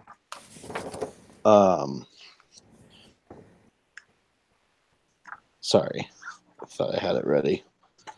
So I want to use heroism on him. On Cuthbert, yeah, absolutely. Yeah, it is a touch spell, so I'll need to get over to him. But I'm assuming the haste will allow me to do that. Yeah, he's fighting from horseback, but you're also on horseback. You can ride up beside him and lean over and touch him. Yeah, so I'll lean over and whisper a prayer and touch him, which will give him 1d4 levels worth of hit points and saving throws, and for fighters, attack bonus for the duration, which is for 7 rounds. So essentially, you have you were a 7th level fighter, Cuthbert. You're now fighting as an 11th level fighter. So you get 4 more hit dice. I'll just roll those real quick. What's your hit die? D8? Yeah, I think so. Mm-hmm. And what's your Constitution modifier? +1. Okay. You have 17 temporary hit points on top. Plus you make saving throws as an 11th level fighter if it comes into play. So. And thanks, bro. So you cannot cast another spell in the round with haste, but if you want, I would let you make some kind of a melee attack if you want to try. No, actually, he'll go ahead and dismount and get himself ready to do the same thing next round to Edith, trying to get over closer to her. Sounds good. Next then is Torgall. All right, so I will swing at this wolf in front of me. Absolutely. I did 5 points of damage last round. I forgot to add the thing. And this time I got a modified 21. Okay. And I hit for 10 points of damage. Did you take 2 attacks or just 1? Just the one. I'm gonna do another one, but this is the first one. Go for it. He's still up. Yep, I'm gonna go for him. But this is only a 9. A 9. Okay, your second swing with the battle axe misses, unfortunately. And the next one in the initiative will be Miklos. So I imagine I've still got this slabbering one wolf clamped on my arm. Sure, if you like. So to me, that's the threat for this round. So I rolled an 18 and a 23 to hit. That's going to be 2 hits. And the damage up was 8. Total between both? Yeah, 4 each. Okay. For both or for each? 16 total or 8 total? 8 total. 8 total. Okay, sorry. Confused me when you said each. He is still worrying at your arm, however. And next then is going to be Cuthbert. Cuthbert, you now have the effect of the heroism as well, plus you can make 2 attacks. Awesome. So Bert, having missed the last time, comes back around, wheels his horse back around to make another pass at these wolves. And Jesus Christ. Yeah. That good, huh? Yeah, 6 and a 2 on the die. So after missing, he hops down off the horseback in hopes that he can hit this time. Yep. And those fighters, and once they hit 9th level or up, they're at their maximum. It's +10 is your maximum for your base to hit roll anyway. But yep, okay. So wait a minute. So wait, you rolled a 6 and a 2? Yeah. And you have a +3 weapon? Yeah. Your second shot would have hit actually. The 6 would have hit. Okay. That's a 19 total. Yeah, I thought I heard you say something that like earlier about the bonus to hit. So my bonus to hit I should have hit on like the other rounds too then. So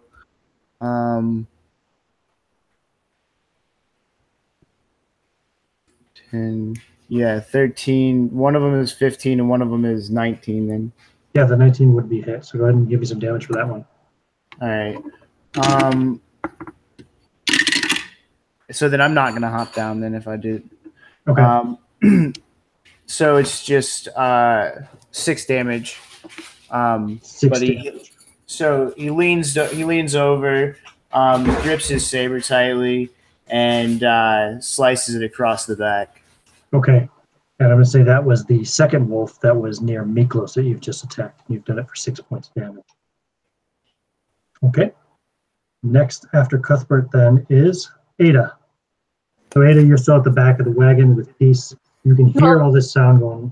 I had moved forward towards Miklos a little bit the last round, and so now that there's like all of that commotion going on with like the extra wolf and now Cuthbert's over there as well, so I'm gonna continue heading in that direction, and this will.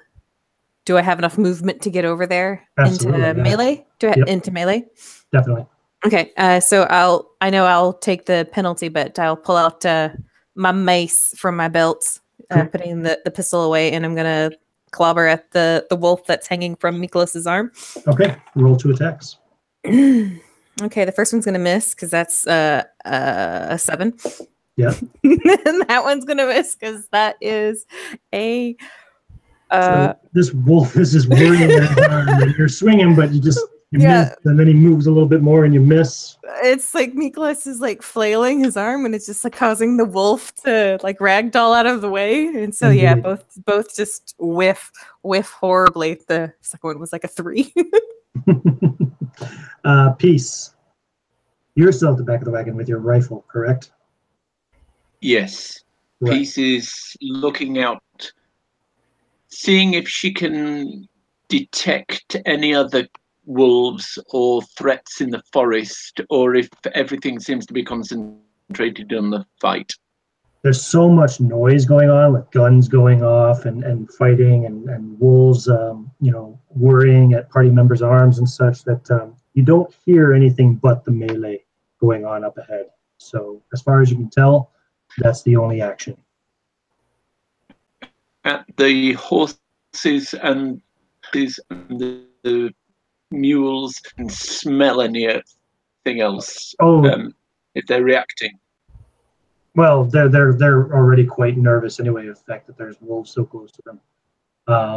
Okay. So as far as you can tell, no, you're pretty sure that the only problem is these wolves that are engaged with your party at the front of the line. They're not looking into the woods or anything of that sort. They're just kind of trying. They wish they could back up, but seeing as they're attached to a cart and a wagon, they can't really. So, up cautiously through the fog. Okay. Yeah, you can easily get up to. Break one of my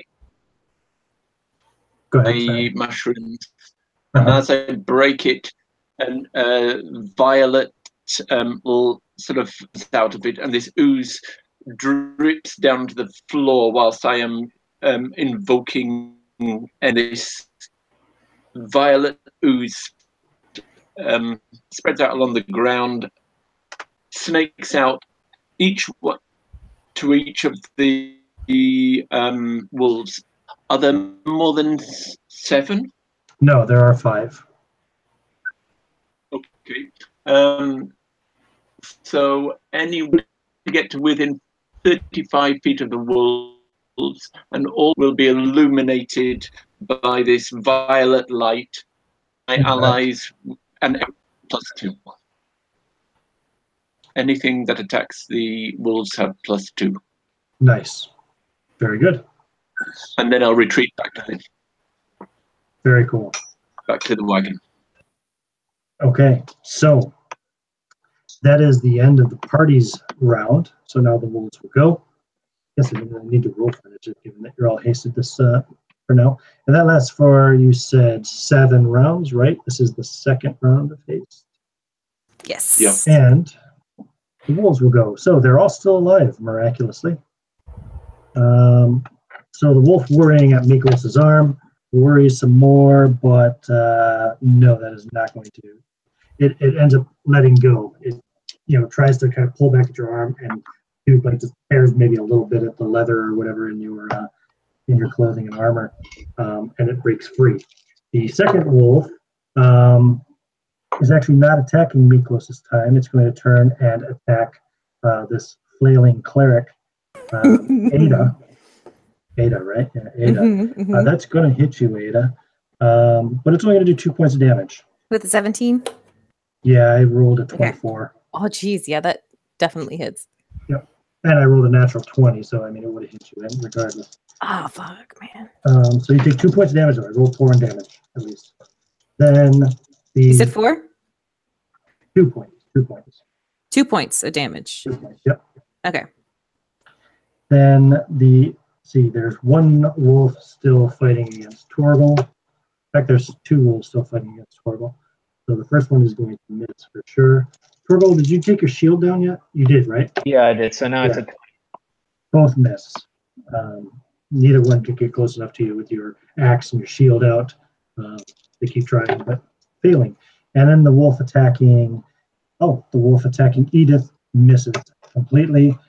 Slips a little bit in a little bit of loose mud, kind of falls on its side for a moment, and jumps back up to its teeth and shakes its head.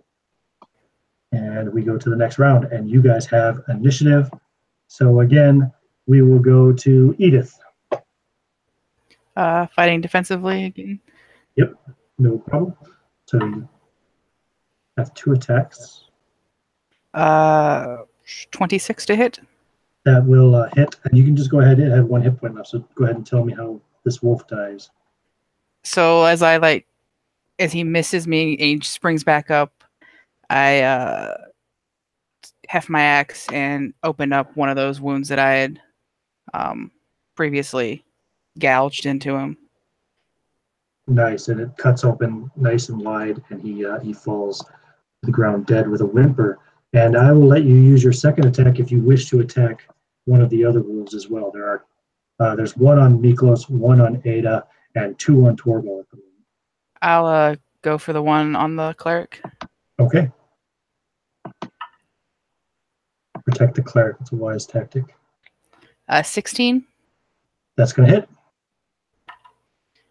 Only for 5 points of damage, though. Okay. You give it another wound, but it is still quite active. And next then in initiative is Alistair. Well, yeah, so boy.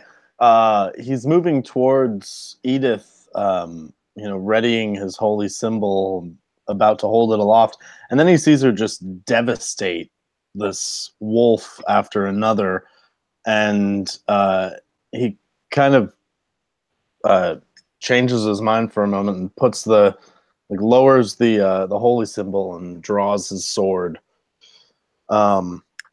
And then I guess I'll go for the nearest wolf. It seems like that might be the most useful thing to do in the moment. She seems like she's already feeling the divine inspiration.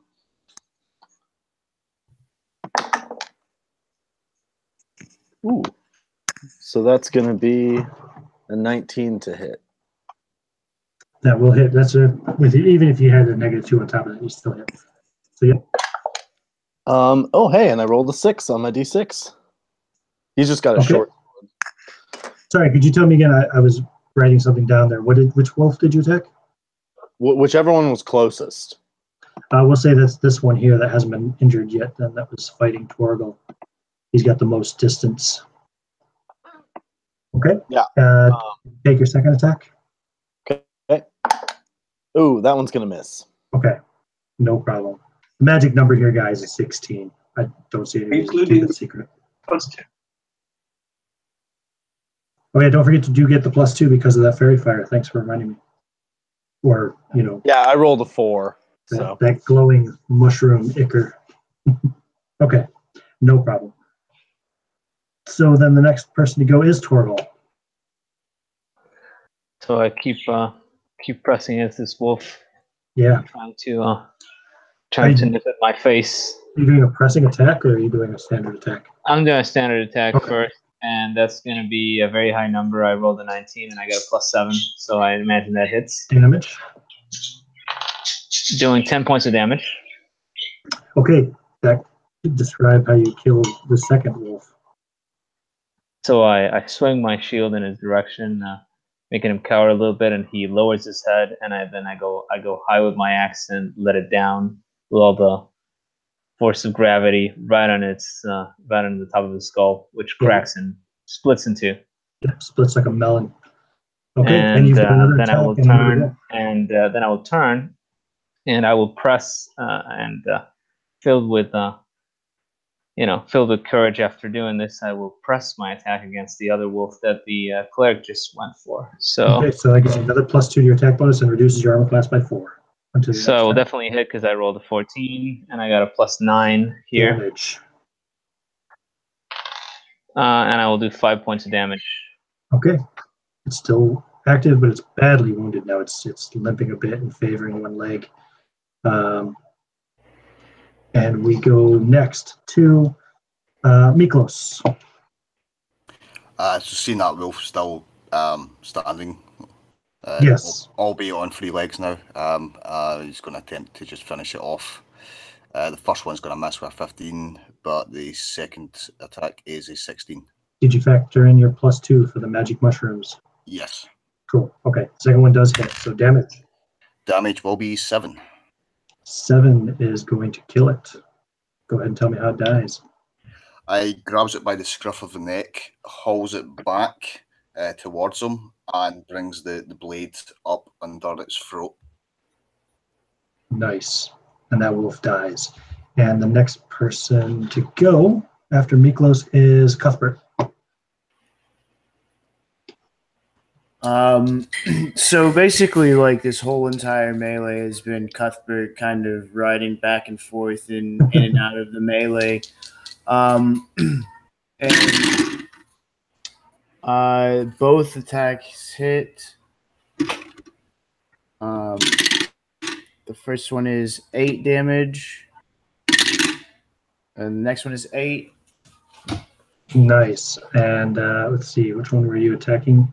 The one that there's one fighting Ada, and there's another one that's still kind of facing Miklos, or near Miklos.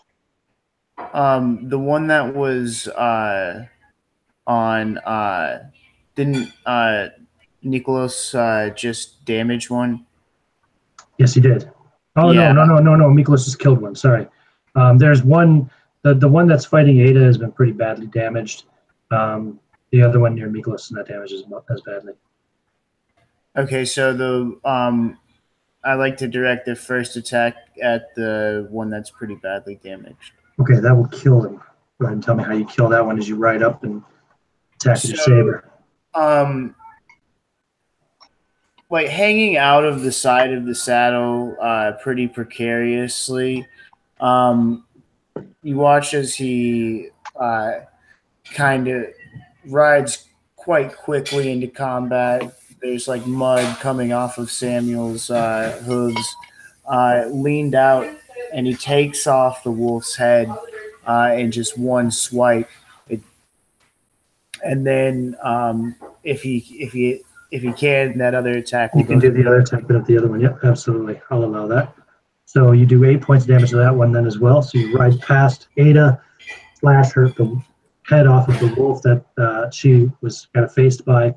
Blood sprays all over her habit, or whatever you call the thing that the cleric wears. And you ride up and do another nice wound with your saber to the second wolf by Miklos, but it's still alive. Sweet. And we go to Ada. All right, so she probably had like her shield up, like trying to keep that wolf at bay, and then Cuthbert like runs by and decapitates it, and she's like, "Oh, geez!"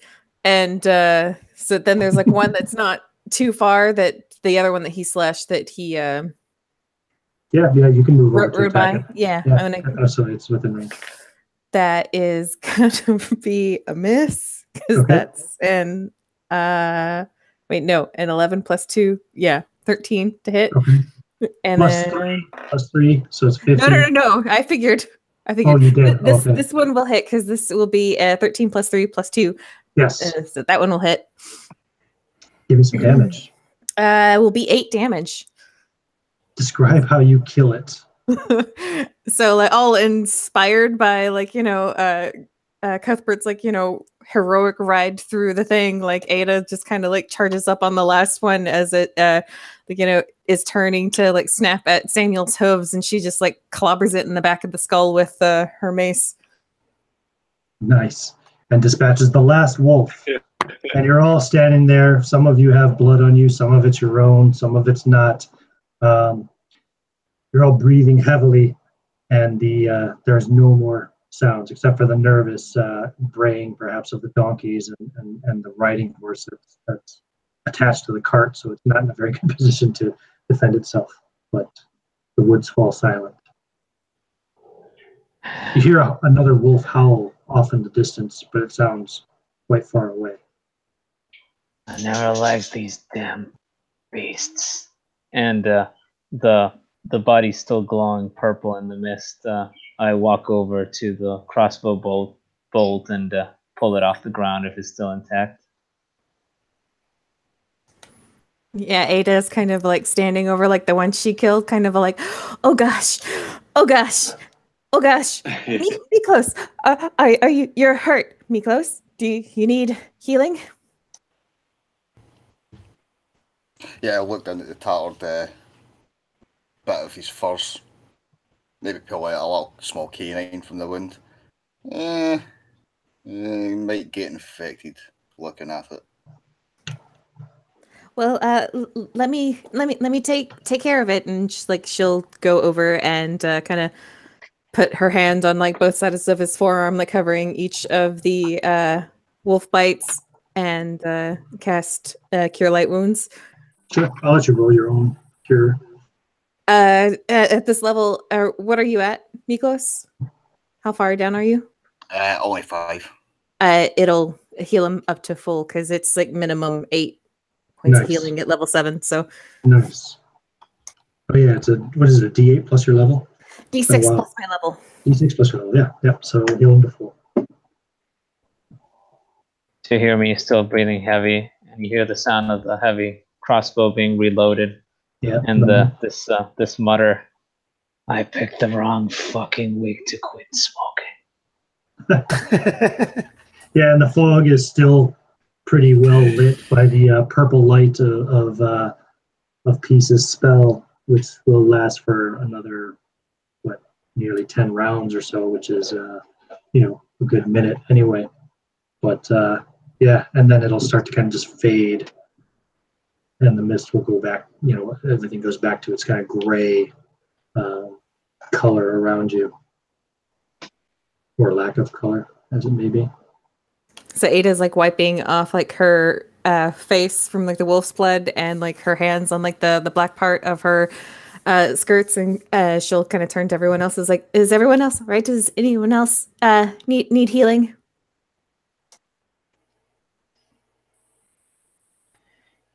Alistair is in the process of trying to reload his arquebus, and he's no, I'm fine, thank you. Edith is just kind of cleaning her axe, the blood off her axe, and she's like, I'm all good, love. Yeah, Torgall's cleaning his axe and he says, "Betsy's all bloodied up, but she's not the one getting hurt, huh?" Yeah, can't do much to heal metal, I'm afraid. She falls silent awkwardly as she laughs. Why don't you get back in the wagon? So we can get moving. Doesn't need to be told twice. Miklos would actually take a look at these wolves. You said they were bigger than an average wolf. And he's the type of guy that would normally, if he kills something, would make use of the entire beast. Yeah. So five dead warwolves. There's room in the cart if you'd like to take any of that with you. How big are these wolves? Oh, I'd say they're probably about the size of a man. So, think of like a really big mastiff. These are big, hulking, probably nearly 200-pound wolves. Like unnaturally, like magically big, as far as I know. No, as far as you can tell. I mean, there doesn't seem to be anything magical about them. Yeah, although they're probably bigger than me, which I don't like very much. I forgot all about your dogs, Austin, but I'm going to assume that they were just kind of cowering and pissing themselves over by the cart.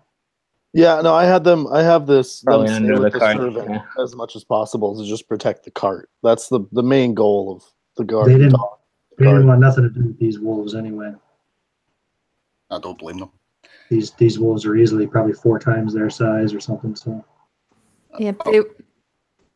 Sorry, Chexky, go ahead. No, after you. I was just gonna say they were probably trained to maybe guard the driver and Arthur and our non-combatants. Yeah. Fair enough. Yeah, Makes sense. their main goal is just giving human thieves pause before they try to steal my shit. Fair enough. Good. They might actually make it through this adventure. Maybe. They'll be the only ones.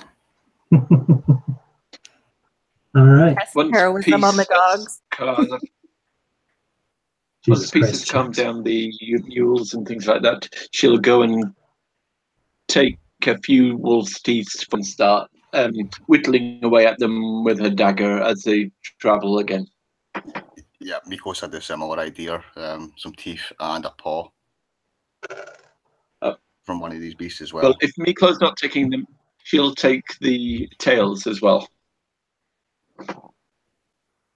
Okay. I would say in the general direction of peace. The young woman might need a tea at some point. Girl's a bit green. Green tea. Maybe that would do the trick.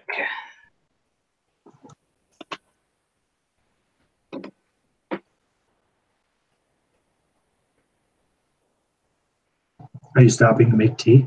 No, hearing this, Alistair will ride up and pull a bottle of a fairly middling alcohol out of his saddlebag and uncork it and hand it over to the girl, to Ada.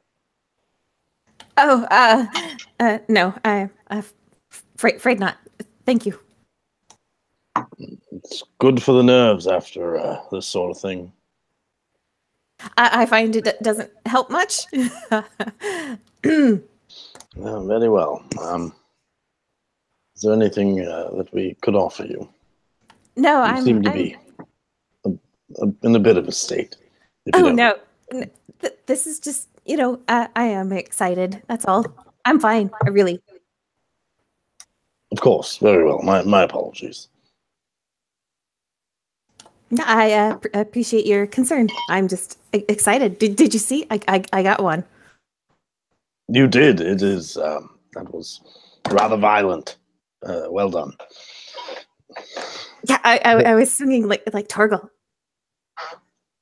Yes. He'll be a good instructor for your martial skills.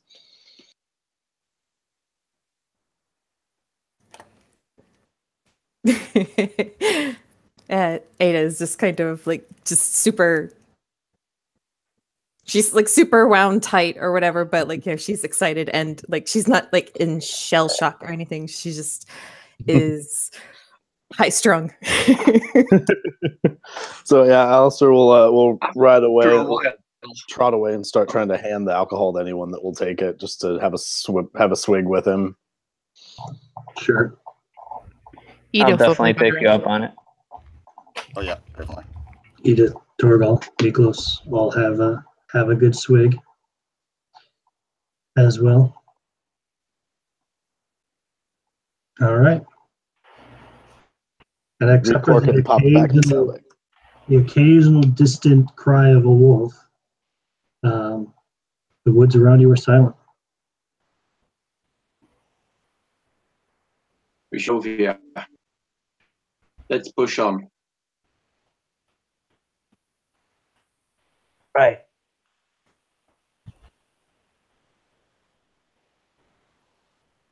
Okay, so you push on, and about 5 minutes later,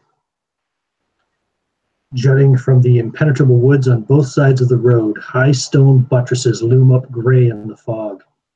Huge iron gates hang on the stonework. Dew clings with cold tenacity to the rusted bars. 2 statues of armed guardians silently flank the gate.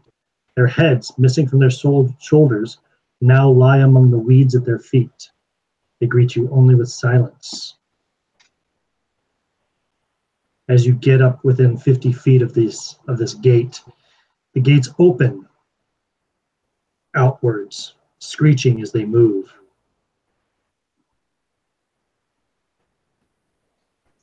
Alistair crosses himself.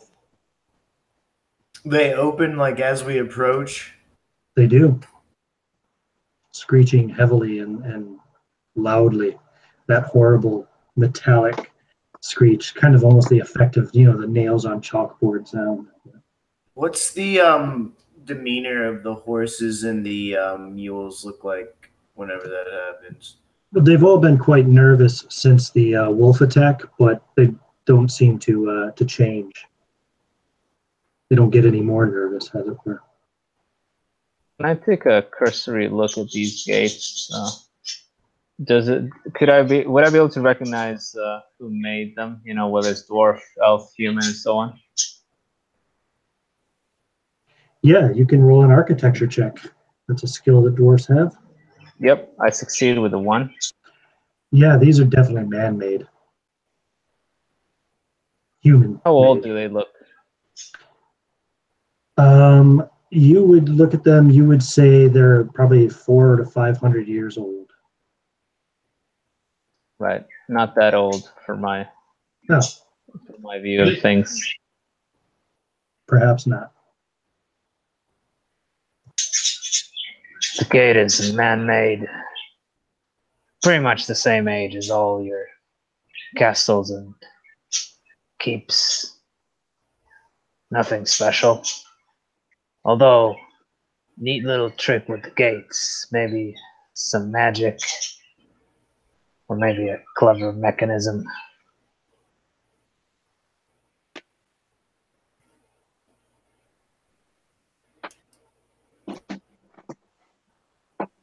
Are there any markings at the bottom of the statues saying who they are? Can we see the faces? Says Peace, showing no sign of getting off the wagon, but asking her companions. Sure. If you guys investigate the faces on these, they look like men, and that they have some kind of like metal cap type. Obviously, it's not metal; it's made of stone, but it looks like they were, they're carved to look like soldiers of some sort. Can I ask a quick question? Sure.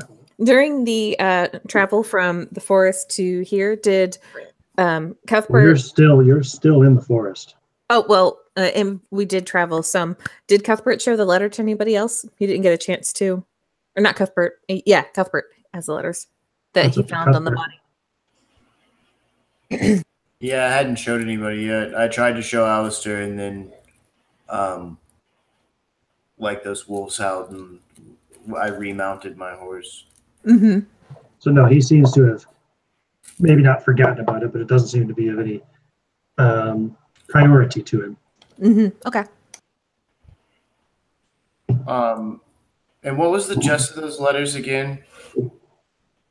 That letter, it had said it. You still have both of them. Do you want to read them again?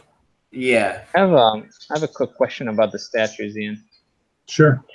So, does it look like they've been made that way with the heads already lopped off, or did that happen later?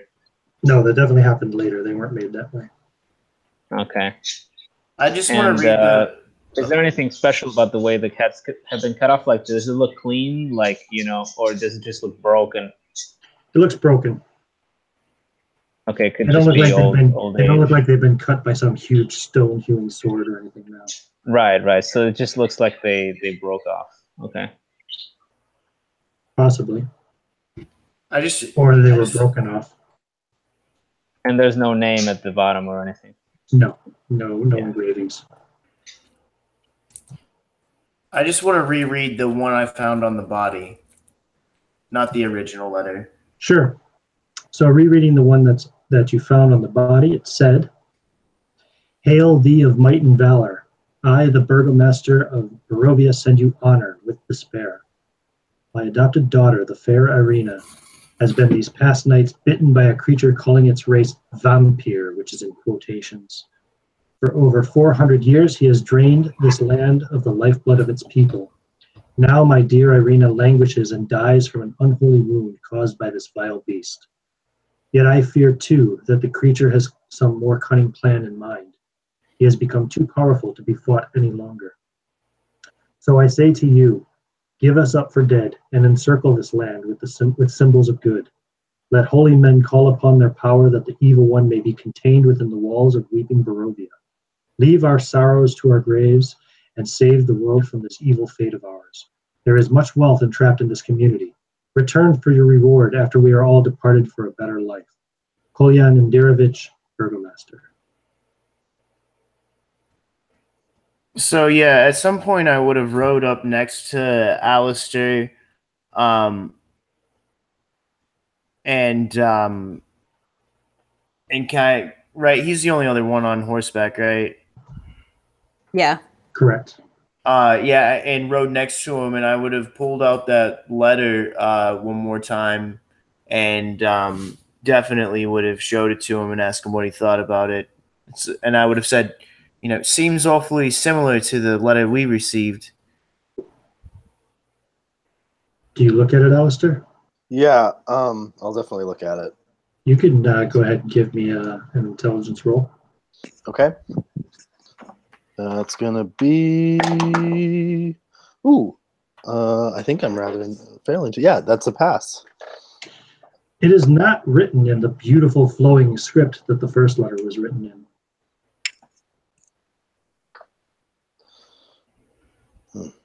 This is different handwriting. One of these is a forgery. One of these letters we received. They both claim to have the same author, but a different script, a different hand, and a different message entirely. One calling for aid, one calling for, well, one calling for them to be left for dead. This one is maybe older. The body seemed like it was in a state of decay. You hear another wolf call come, this time from behind you. Sounds closer. Should maybe we get inside the gates and close them, perhaps? And another one. Right. Steve, bring the wagon. And I cross the gates. But this letter, he's kind of looking back behind him at the wolves and then down at the letter. Very well. But They already read the letter in the tavern. What Come on, about the letters? Make your way over here. they're different. And he'll explain the difference and what they say. If we haven't all been informed of what they say, he'll make sure that everybody knows what the letter we just found basically says. Something evil is here, surround this place, and leave us to die. Haven't heard of the ever victorious.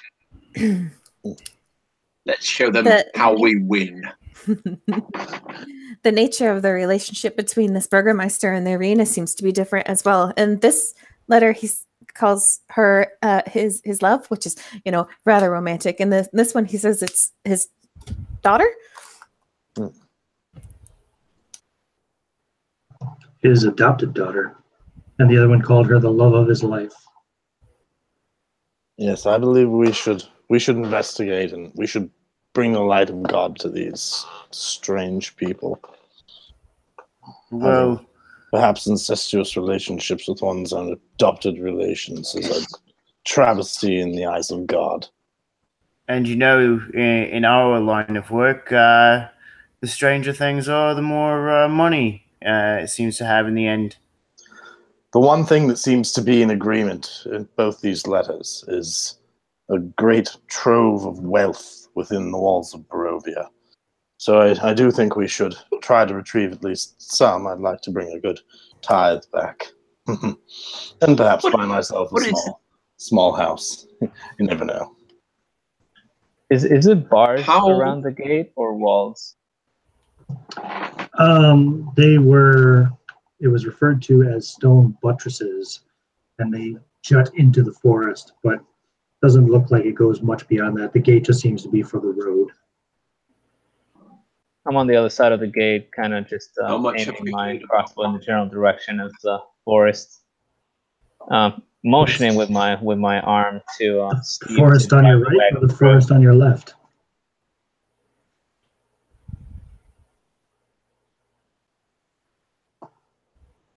Sorry. You have forests on both sides of the road, so. And it continues on beyond the gate as well. Peace, you were saying something? Question. How much do we know about vampires in this Europe before Dracula? Before the book, anyway. Probably not much, but there might have been old superstitions and stuff. I guess it kind of depends on your character's background and what you. I mean, I'll leave that up to you. But Torgall has a big string of garlic around his neck because of another superstition, but he doesn't know the first thing about vampires. Yeah. As far as like details of actual real world vampires, none of you have ever encountered one. So you know nothing. You would only know, if anything, you would only know from stories or superstitions and things like that. So I ain't telling you shit.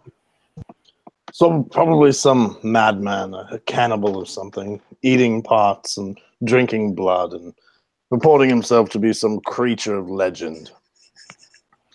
We should certainly put a stop to it. I'm sure we'll be handsomely rewarded.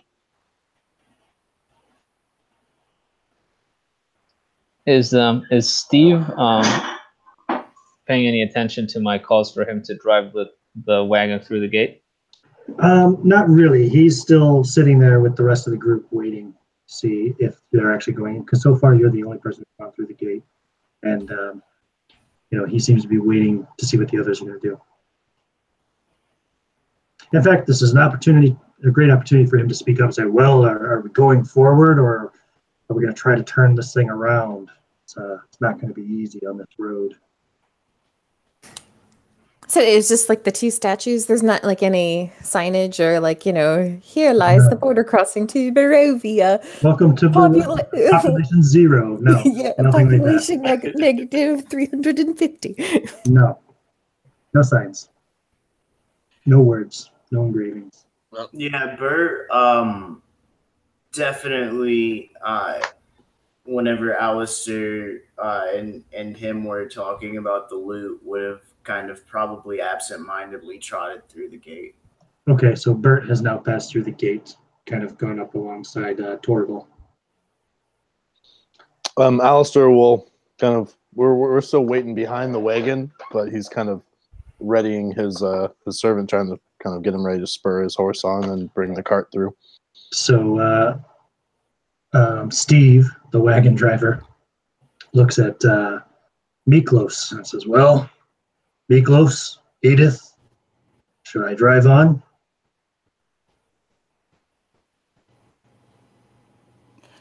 We may as well make the most of it. It's Torgall's birthday after all. All right, yeah, and he slaps the mules with the reins, and they start to pull it forward again slowly. And the wagon will pass through the gate. Everybody will pass through the gate, I guess, yeah? Yes. So,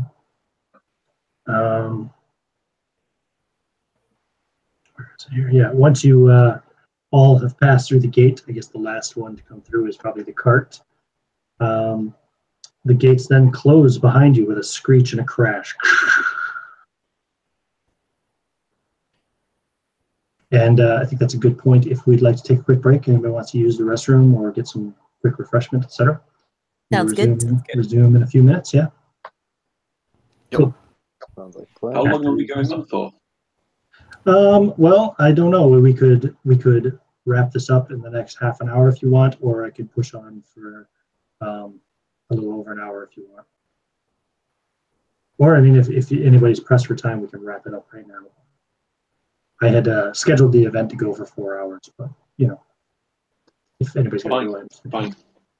Okay, cool. So we'll resume in a few minutes. I'll still be here anyway if anybody wants to chat. Yeah, I'm enjoying the hell out of this, so I definitely want to keep going. I'm digging your Alistair voice. Thanks, because I feel like I'm going all over the place with it. I'm having a hard time. No, it's great. It's great. Session I was like, one and all that too. So. I was halfway considering making like Ada slightly German or Russian sounding, but then decided I didn't want to do an accent, and so I just made her high strung instead. So. Yeah, no, I'm loving that. I like that. Like it's a quirk. That's a really fun one. Yeah. Yeah, I'm good. I'm good at those. Okay, I'll be right back.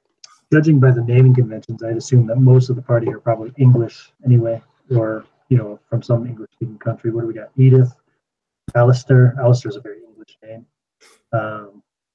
Cuthbert. Yeah. Ada could be foreign, or it could be English. Yeah, He's probably English as well. Miklos is definitely foreign, and Torgall's a dwarf. Yeah. Like I said, like briefly considered it, but like didn't practice, so decided not to. Fair enough. Maybe the next one will have an accent. Those 5 wolves gave you guys a decent challenge. I guess they didn't do much damage though. I mean, that's good considering like how the healing in Lamentations is like without magic, it's like 1 a day after a long rest.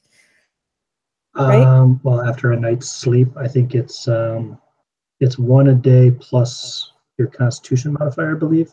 Mm-hmm. And if you get a nice, comfortable night's rest in like a bed with, attention if need be, then I think it's a D3 plus Constitution modifier. Yeah. Mm-hmm.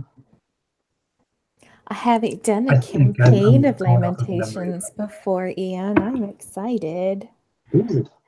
I'm glad. I don't know how many sessions this will take. It's just going to take as many sessions as it takes, I guess. But I don't have any kind of any assumption as to how many sessions it would take.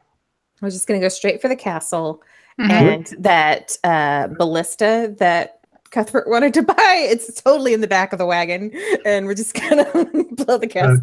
Cuthbert wanted to buy a cannon, but yeah. No, so that's what I said. Because there's part of me that's all like, we just take the cannon and roll it right up to Strahd's gate and just blow it down. I don't know why you didn't let me have a small cannon. I just wanted a small cannon, not like a giant one. Reloads are fun. They take a bit of time. Yeah, because it's how many rounds? I thought I had it here on this. Oh no, there's a separate. I've got the cool bookmarks, which have lots of cool information on them. Yeah, it's one of these. Where's that bookmark? Up here. One of the bookmarks has firearm information. So reload times on a pistol. It depends on if it's, matchlock, wheel lock, flintlock, or rifled, for example. Well, not rifled, rifle does affect reload times. Mm-hmm. I have a wheel lock, flint lock one. So yeah, that takes you 10 rounds, plus your encumbrance level if you have one, minus your dexterity modifier to reload. And I forgot to roll misfires for the shots that went off earlier. But I think it was only the one. Yeah. Yeah, I forgot to roll misfire, but that's okay. So is it? But with the wheel lock, isn't it supposed to be halved? Sorry, wheel lock. It doesn't say here. Or flintlock. No. Flintlock is halved. Flintlock has half reload time. Yeah. So 5 rounds. Yep. And then -1 for my dex, so it takes 4 rounds for me to reload. So the way that works, it's 10 rounds. -1 for your dex is 9. The flintlock halves it, but if you're not a fighter, you round up. So okay, so 5 rounds. See, fighters, I halved it. A base 8 rounds to reload. See, I halved it first and then did my dex, so it would have been 5 -1 instead of. I see. Nice try. Just as a question. You can't blame me for trying, man. That's fair enough. I don't blame you for trying at all. With haste. That is why I have to. Faster? I think with haste you would reload twice as fast. So yeah. So with haste you would be able to reload it in 3 rounds. Isn't the encumbrance also taken in? Yes, it is. Yes, as well. Yeah, encumbrance is added, dexterity modifier is subtracted. Well, that's the base. Probably one of the reasons why I was all like, "Hey, man, let's have a cart." So, all of the heavy shit can be in the cart. It's a wise decision. Because otherwise, you have to do everything's in my backpack, and I drop my backpack, and then I pull my pistols out. I played a dwarven monster hunter once in a Lamentations mini campaign, and he had a cart with a manservant and a donkey, and he kept most of his equipment in the cart because I had almost 2 pages of just equipment that this guy had for his monster hunting career. It was ridiculous. Can't remember what level we were in that game, but we were pretty high level as well. It might have been 9th level or something. I can't remember. It's been a while. Yeah, because I think we had a lot of money, and I tried to spend as much as I could. Yeah, I think for the most part, she's just pistol, mace, shield, so she's still under the 0 encumbrance, even with her chainmail. Fair enough. I love the encumbrance system. It's so easy to figure in this game. It's one of my absolute favorite things about Lamentations.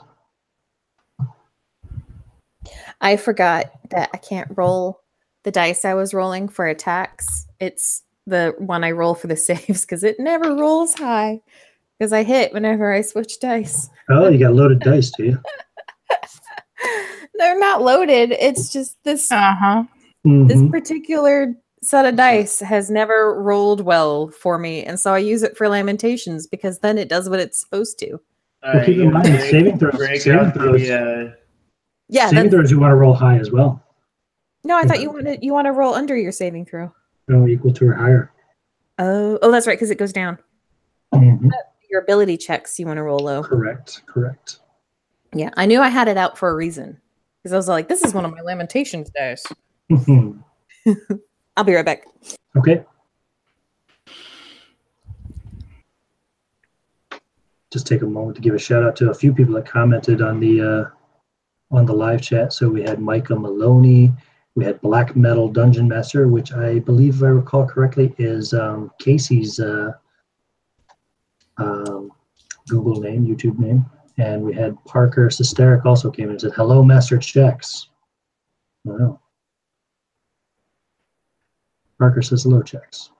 Or said hello a while ago. So thanks for tuning in, you guys. We got a few people watching live now, too. So Master Chex, yeah. That's the nicest thing I've ever heard anyone call you.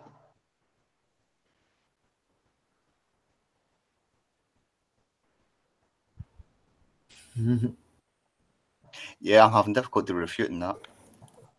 I have it on good authority that Chex does accept tribute in the form of Jägermeister. So Any alcohol, really. Peach schnapps it is then. Oh god, no, okay. Rubbing. Oh, isopropyl. Yeah, there you go.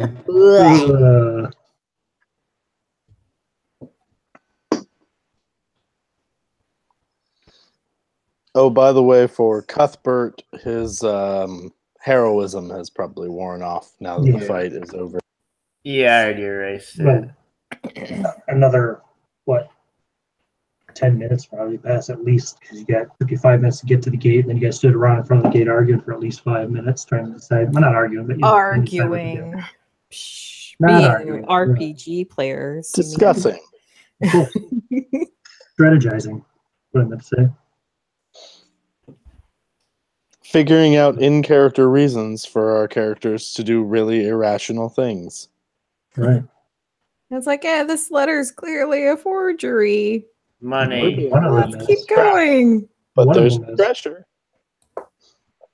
So Corinne is back. Is Caius back? Yeah. Okay, and what about Jade? Yep. I think that's all of us then. Chex, you there? Yep. Yep, all right. So we can carry on. So the gate has closed behind you by itself, just as it opened by itself. And still you have woods on either side of you. It's still quite foggy and misty.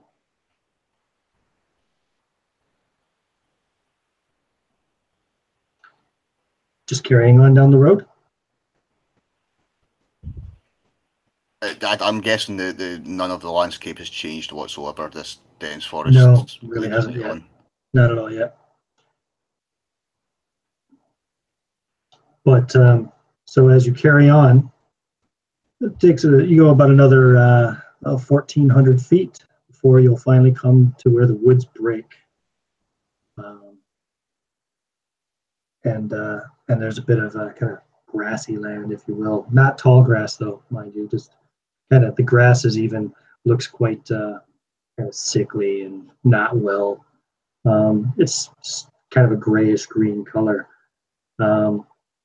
But then as you break through the woods, the road straightens, and ahead of you, you see tall shapes loom out of the dense fog that surrounds everything.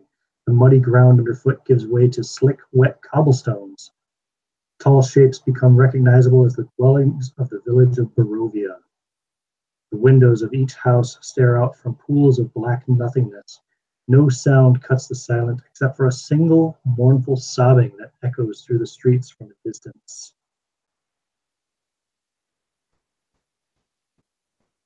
Say that. What's echoing from the distance again? A single mournful sobbing.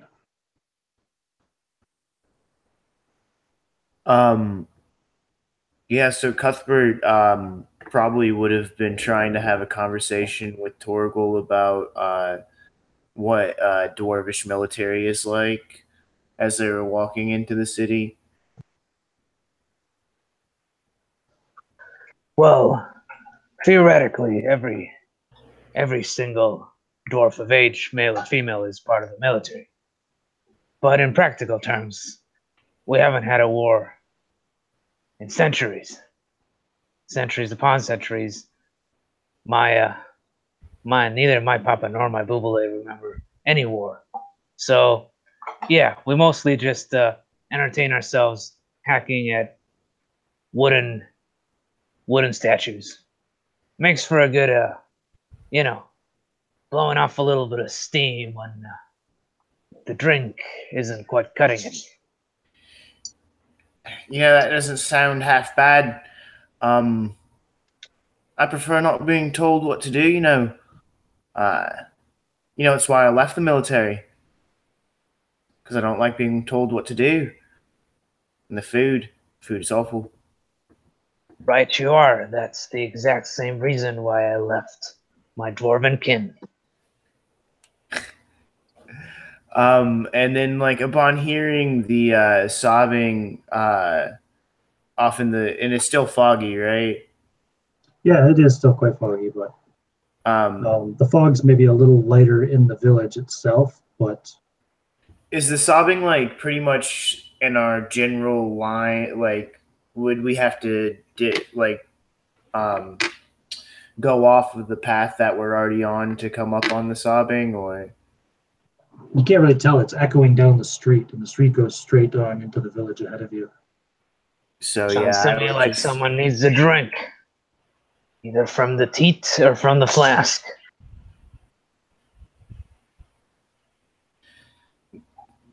Hopefully it doesn't have something to do with one of these vampires.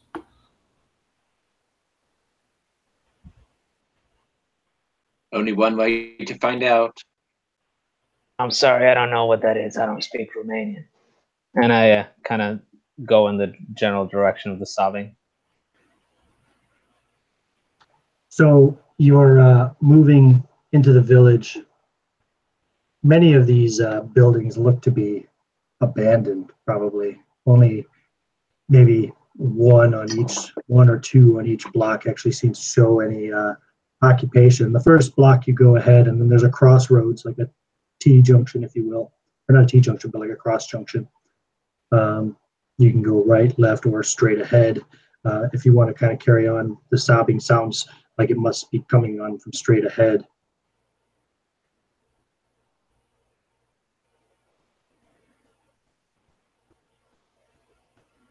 Come on, let's follow the sound of...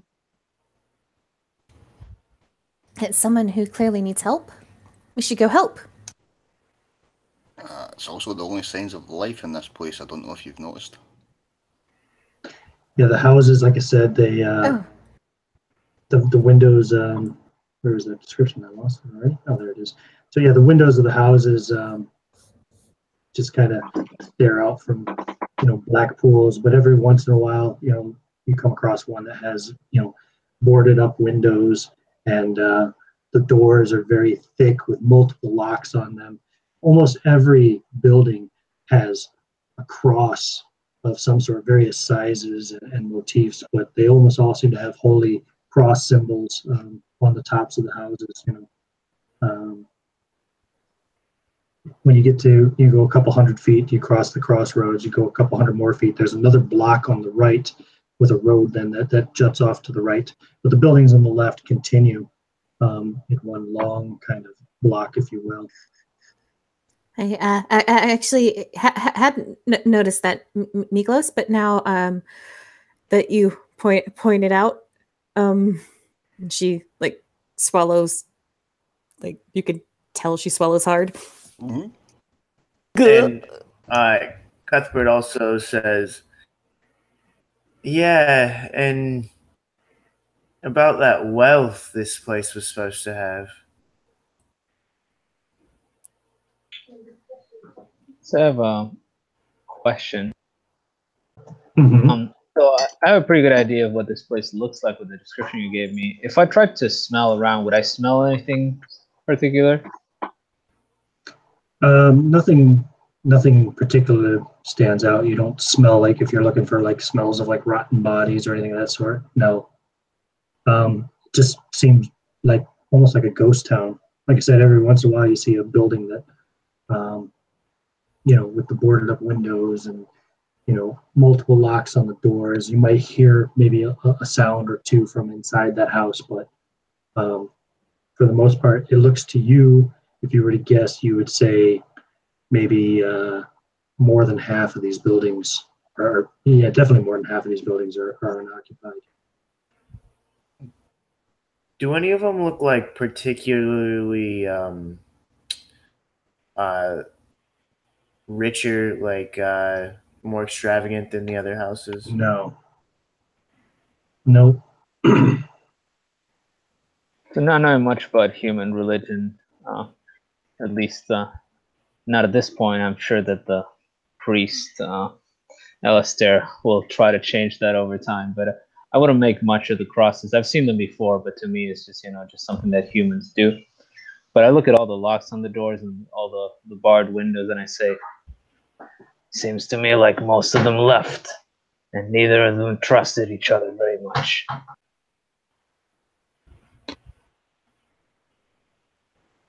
Peace will be looking at the flower pots, the herb gardens next to kitchens to see if they're tended or if they've been neglected.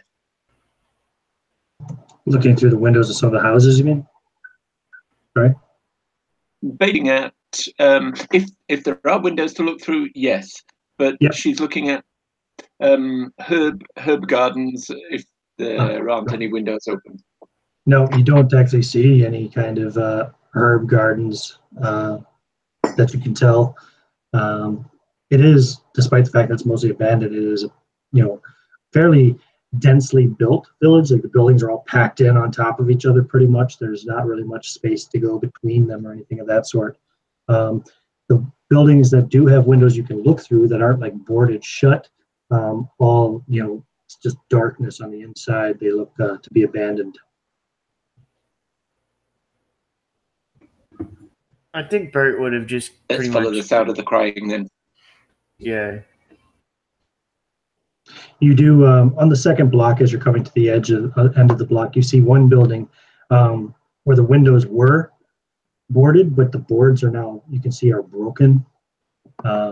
Looks like they were forcefully broken. They're broken inwards, and that building also yawns black and empty from inside.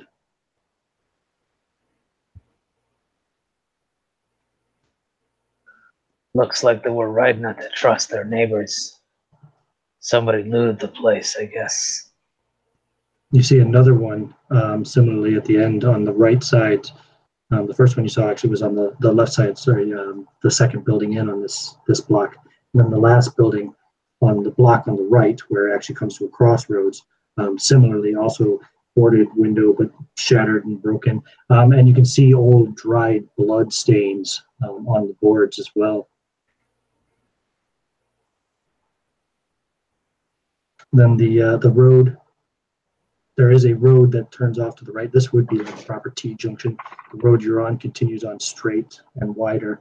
And if you move on then into this kind of third block as it is on the right,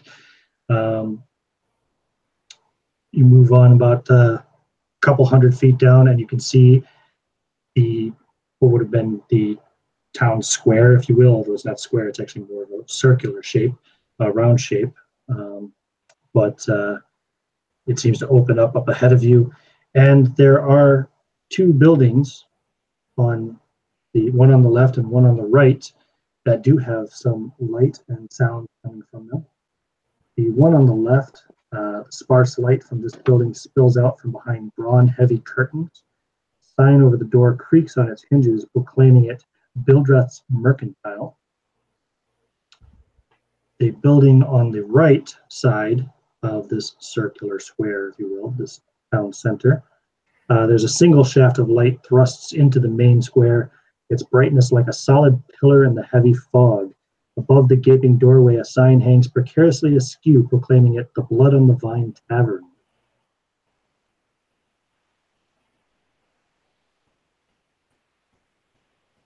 Bert trots over on Samuel to the tavern.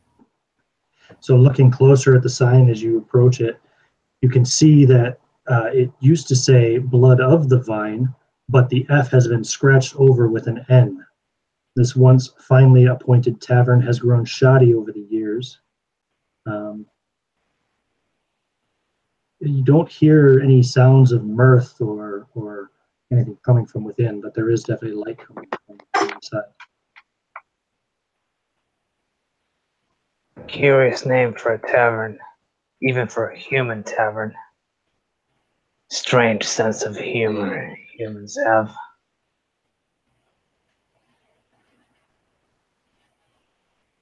shall we? And the sobbing? The sobbing seems to be coming now from the left side of this square. I say in quotation marks because, like I said, it is circular in form. There are 3 more streets that come off the square. One heads kind of, if we say you're heading due west, there's one that kind of goes northwest. There's one that this road basically continues on straight west past the square, and there's a road that runs at a 90-degree angle on your left, which would be heading south. And the sobbing seems to be coming now from down that street. I go to the wagon and get my pack from it, tied to my back, and say, Well, I can still hear the crying. Shall we continue?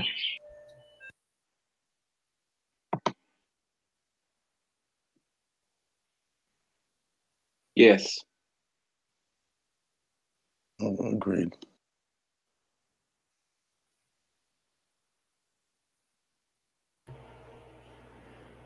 I guess we'll search for this wealth later. So you're planning to leave the wagon here and then go towards the crying? Is that what I'm understanding? no, my imagining is that we're still going with the wagon and everything, but I just got my pack from the wagon to have it on my person. Sure. So this road is quite narrow. You could get the wagon down it, but again, it would be similar to the dirt road through the forest in that it's very narrow. It would be difficult to turn the wagon around once on the street. And yeah, the wagon would take up a good bulk of the road anyway. But turning it around would probably require manually, like detaching the mules and trying to turn it around by hand, which would be quite a task.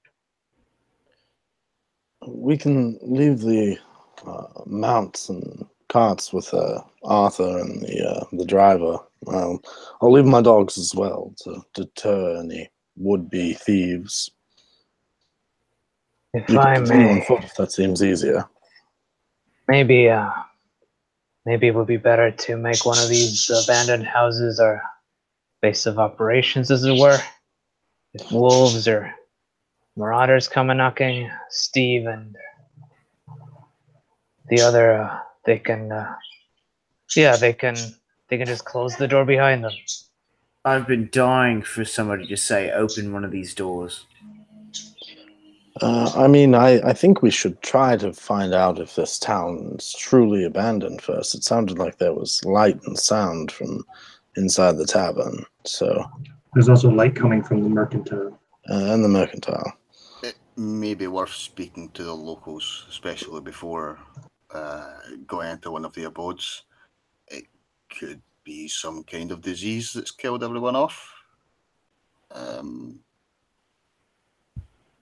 You never know what you're going to find behind those doors. Everyone will poison saves. No, just kidding. So Alistair will hand his arquebus to Arthur and say, stay with the horses, and he'll dismount and. Yes, sir. He says. Right, Arthur. Yes, I forgot your name for a moment. You must forgive me, Arthur. I'm a bit distracted. It is my birthday, and I had a lot to drink last night. And huge wolves as big as me tried to fucking eat me. You enjoyed it. I did enjoy it a little. Steve says, and what about me? Are you leaving the wagon here too? Or do you guys want me with you? It's probably best to leave the wagon. I'll give him an extra silver and say it would be wonderful if he would stay with the wagon for us, please. Thank you. Sure. Trying to be very polite. I'll keep an eye on the boy as well, and he nods towards Arthur. Much appreciated.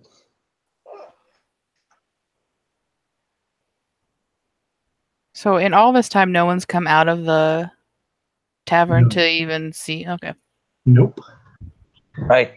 Well, Steve, should anybody attack you and Arthur, you yell at the top of your lungs.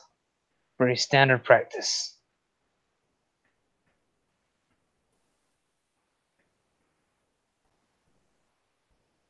Okay. So where are you guys proceeding on foot then? You know, if it's not like, if it's only small for the cart, I don't think I would dismount. Yeah, that's fine. You can stay on your horse.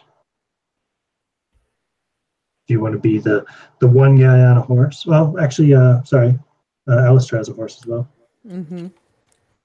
Yeah, the horses can turn around no problem in the street. Because, you know, horses can turn on a dime when they're not running. So, All right. Well, I guess if Cuthbert stays on his horse, then Alistair will as well. okay. So I take it you're going down that side street on the left, heading south, yes? Yeah. Is it towards the sound of the crying? Yes. Okay. Of course it is.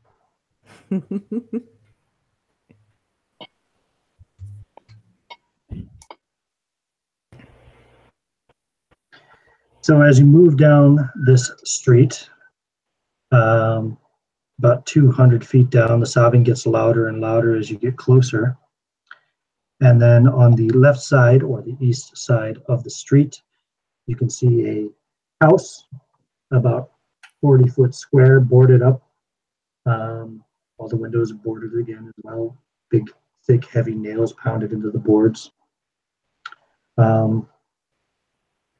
You can tell because some of them, one of them at least anyway, sticks out of the board. They're nailed from the inside, but it sticks out of the board in the where the broken glass of the window once was. Now there's just kind of a little broken, jagged edge around the window. And the sobbing seems to be coming from inside.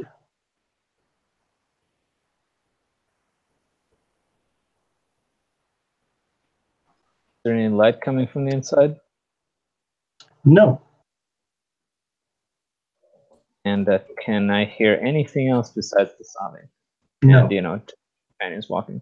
Okay. Peace gets down, knocks on it, and calls out, "Are you all right?" I have my crossbow trained on one of the windows. And what time of day is it? Is it dark?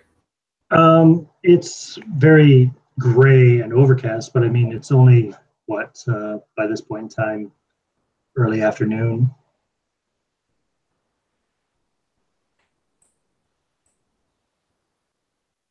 Hello? Maybe between 2 and 3 o'clock. No answer comes. You just hear the sobbing continue. She'll try In the house. Do you need help? I think leave this one to me. And crying like Right. that, that's not usually the sign that someone doesn't not need help. Pays to be redundant sometimes. Otherwise, things can get confusing. She'll try the door and go in if it's open. The door is locked by multiple locks from the other side. Well, there's my key head locks and look and at, yeah, there's key locks anyway that you can see. I turn What's my the head door and made look of? at Miklos. Door is made of thick, heavy wood.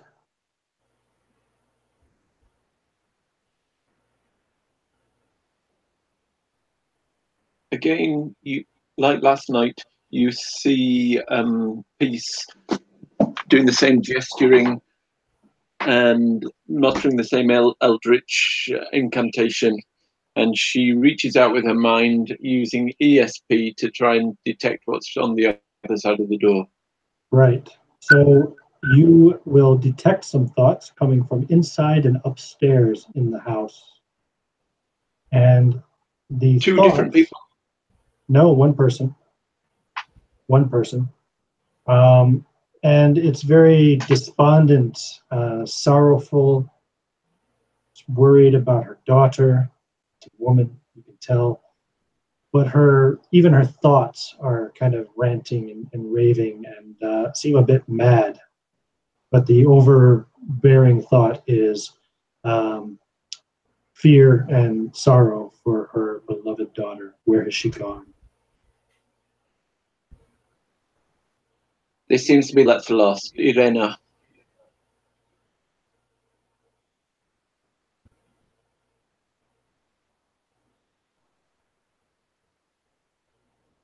Should we go back to the tavern, or shall we break in? I don't think breaking in will be good. She tries knocking again.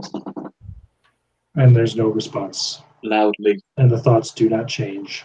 It seems as if she doesn't even notice. Some of us might have subtle methods of opening doors. If not, there's always Betsy. When you knock louder, you detect a momentary stop in the thoughts, and she thinks, oh no, there's one of them at the door. There's one of them at the door. Do not open it. Do not open the door. Don't open the door. Oh, poor Gertruda. Where are you? Poor, what's the name? Gertruda. Gertruda. Gertruda. Gertruda, yeah. I think breaking in will do no good. Let's go back to the tavern.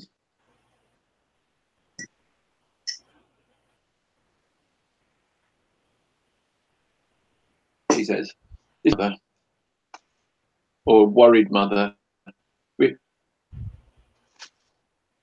You performed another of your probing, that thing you do. I've tried reading your mind, but I can't find it. Ada giggles at that. Yes, perhaps God's light shields me from whatever it is you use to work your incantations. But I agree, we should head back to the tavern.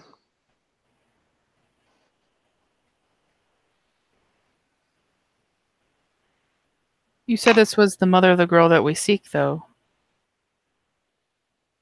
Yes. Perhaps she has Distressed, information. breaking in. She seems very distressed. Breaking in will not calm her down. I thought it was the Burgomaster's daughter we were looking for. This doesn't look like the Burgomaster's house.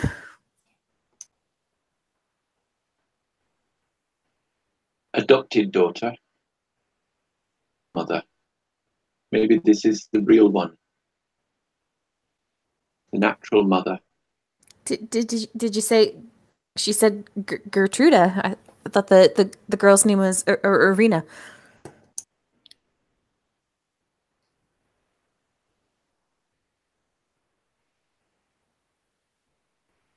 Was she worried about she wanting Gertrude to come back?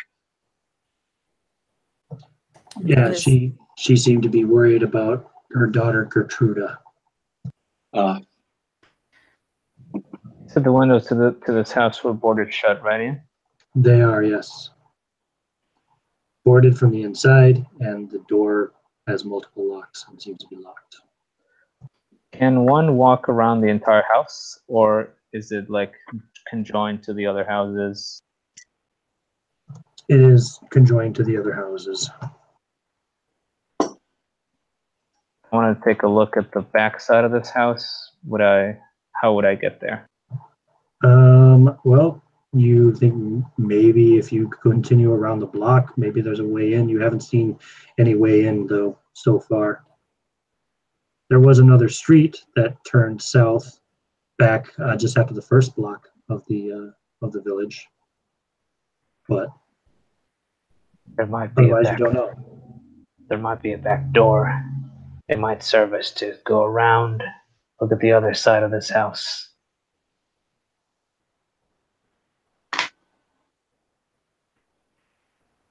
So far, multiple people said we should go back to the tavern, and the dwarf says no. We should go around to the back of the house. While Then all this again, is she locked the front door. She probably locked the back door as well. while all this is going on, they're all arguing and talking amongst themselves. Miklos saddles up to the front door and leans against it, so his back is to everybody. Fishes out his specialist tools and starts trying to unlock some of these locks. Sure. Go ahead and give me a what do you call it? What's the skill called in this game? Is it Tinker? I think it's Tinker. Yes, a tinkering. tinkering check. Thank you. These are good locks. Oh.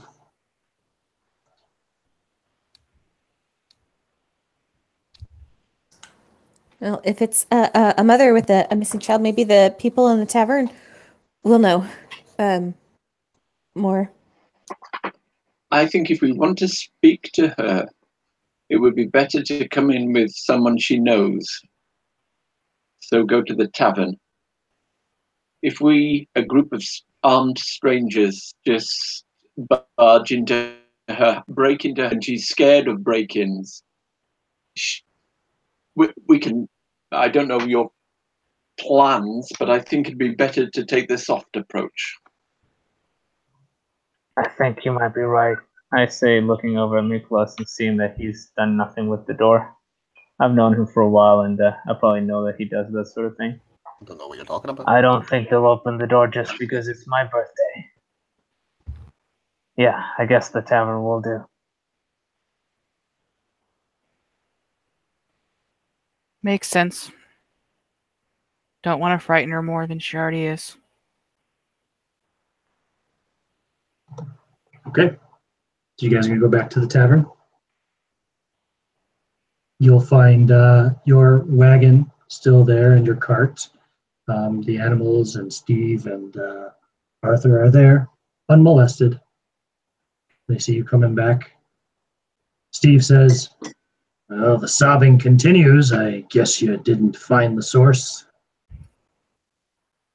Or you did, and maybe she saw Torgall's face, huh?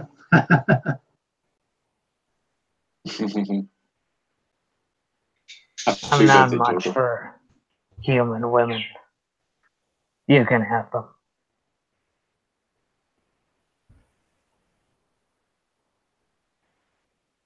Only those halflings, right?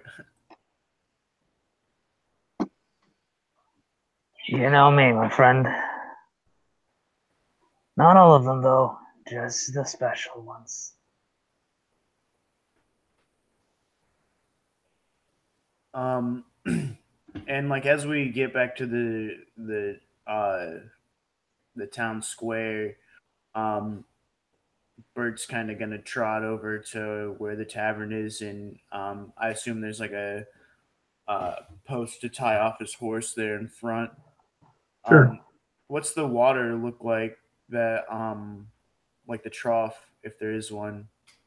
It's pretty shallow and kind of brackish. It looks like it hasn't probably been filled with fresh water in some time, but there's some collected rainwater or something still remaining there. Do you think I think he's gonna kick, like he would like kick it over or something like that to make sure that his horse didn't drink out of it with the talk of plague and stuff like that, because Okay. Samuel wasn't a cheap horse. You kick over the trough. The water, the brackish rainwater kind of spills out. And like, is it just the like saloon type doors, or is it like a heavy wooden door for the? It's double heavy wooden doors. And they're closed, not like propped open or anything like that. Correct. Yeah, I just want to check the door, make sure that it's unlocked.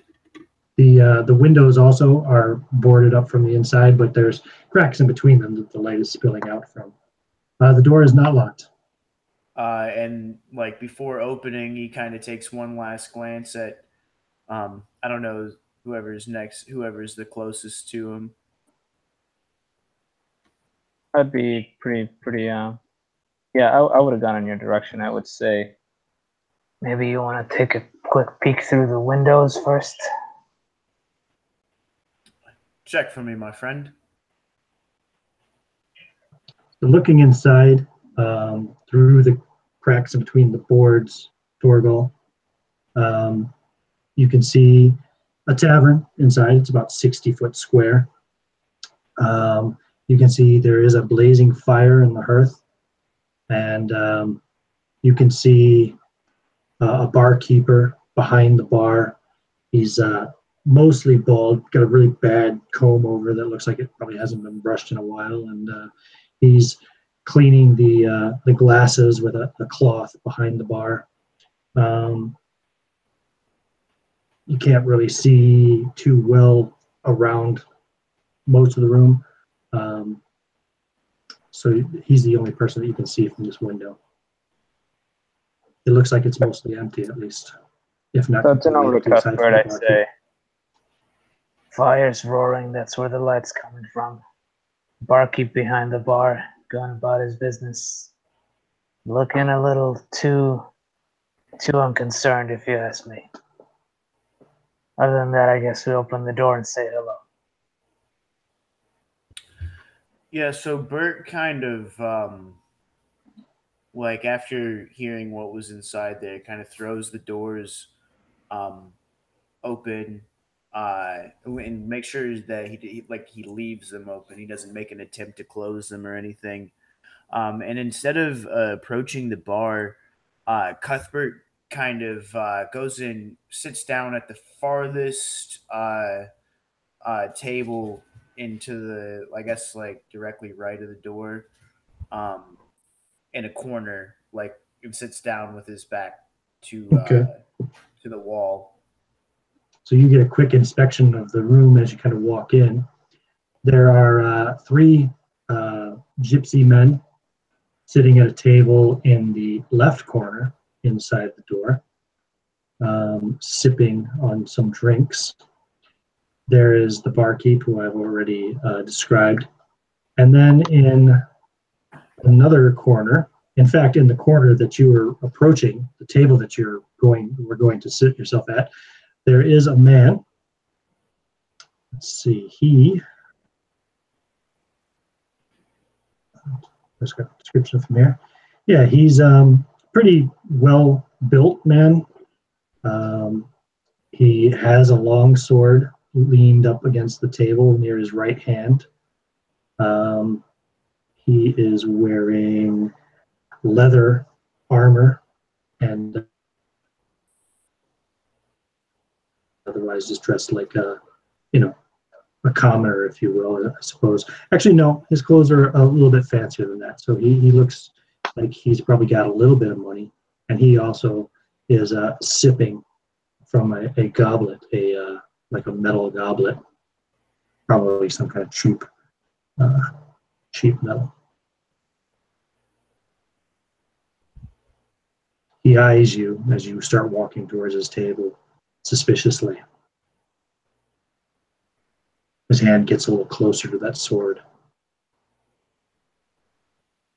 I step into the doorway so that I'm visible. Pretty much, I'm not in or out, and I give a little inwards, by the way, just for the record. Yeah, and I hold the door open and make sure that it doesn't move, and I give a little whistle to my companions who are further behind.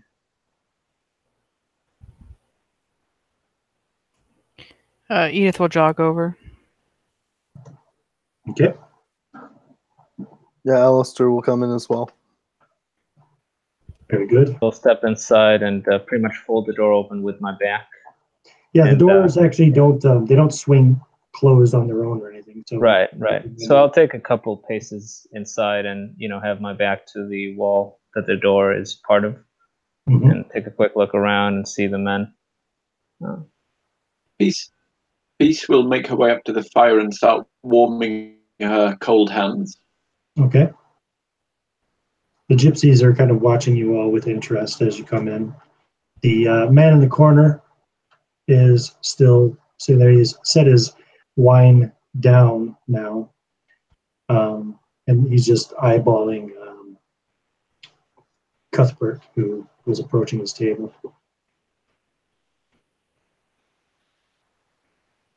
Alistair and Nicholas, you guys go in? Yeah, I'd be making a beeline towards the bar. Yeah, Okay. so I was going to say I wanted to get a round for everyone else and bring it whenever they sat down. Okay. The I'll just barman is order it there. for- He cleans the last glass and sets it down and picks up the first glass again and starts cleaning it. He does We'll it. go over to the Gipsies. Okay. And without appearing, neither nice nor rude, just basically just my normal tone of voice and my weapons down, I say, "Strange town, huh? Are you from out of town?" They look at you and they say, well, you obviously are. No, we own this establishment. Welcome to the Blood and the Vine. Thank you. Did you, was it your idea to change the name? It was not my idea. It was changed before I came into partial possession of it. Right. Do you know why all the people in town have left or have their doors barred?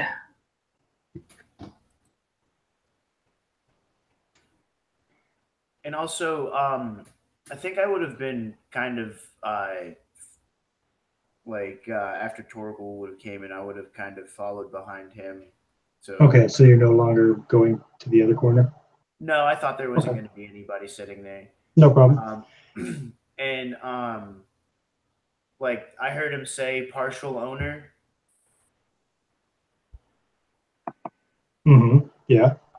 So I would, I'd kind of cut in and say, who's the other partial owner?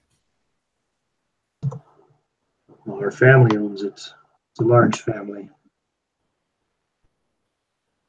No, I'm not trying to be prejudiced.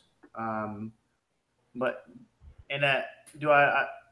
I can't remember the guy's name, but I reiterate the name of the guy that gave us the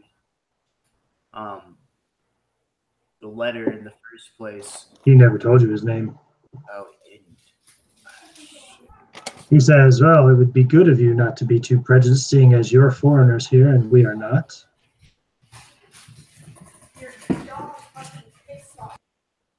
Please, Eric there will serve you if you're looking for food or drink. I may, good sirs, as the humans say, you neglected to answer my question. Do you know why all the people are staying in? He says, well, you foreigners are quite rude, are you not? And he says, I didn't get a chance to answer your question before your friend asked another one. What brings you to Barovia? Well, he takes another step. Heard that there was some kind of trouble here. Somebody's daughter went missing. We are the kind of people who seek out trouble. Of the devil Strahd, no doubt. And he spits. Tell me more about this devil. He is the lord of this land. Centuries old he is. No longer alive, but he needs the blood of the living to sustain himself. What is he, some kind of elf? Elf? Does the word vampire mean anything to you? He spits again. He says, yes, but we simply refer to him as the devil.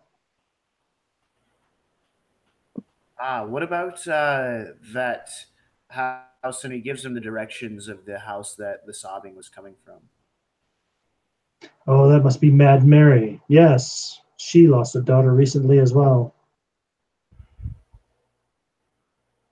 Ran away in the night, they say. And is she one of these vampire? No, she's just a mad old woman. mourning the loss of her daughter. Dead, no doubt. Another victim of Strahd. He spits again. So, this Strahd, he's a cannibal then? It sounds like he consumes his victims somehow. A cannibal? No. You would have to be human to be a cannibal. Oh, yes, but legends aside, I mean, he is but a man. No man is he. Over 400 years he has ruled this land. He is a tyrant. A monster. Yes, he drinks the blood of the living to sustain himself. And knowing this, why do you stay here? Well, we cannot leave. There is a curse on this land. So while you guys are having this conversation, Miklos and Alistair, you guys went up to the bar. The barman just continued cleaning glasses, doesn't even look at you.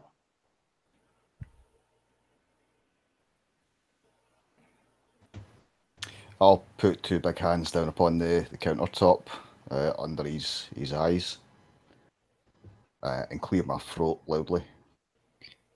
He looks at you.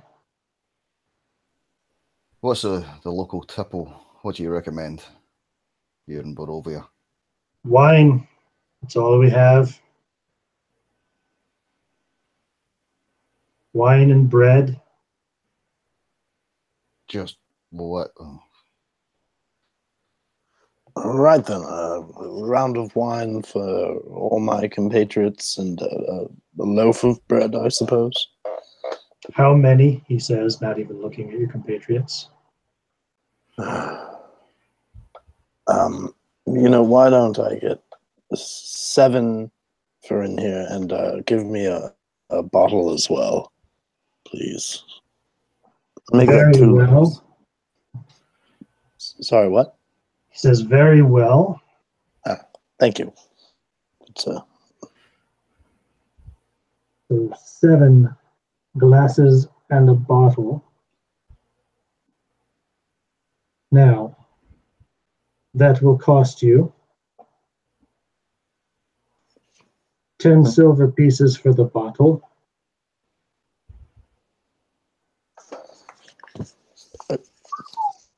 I'm sorry. What? 10 silver pieces for a bottle of wine.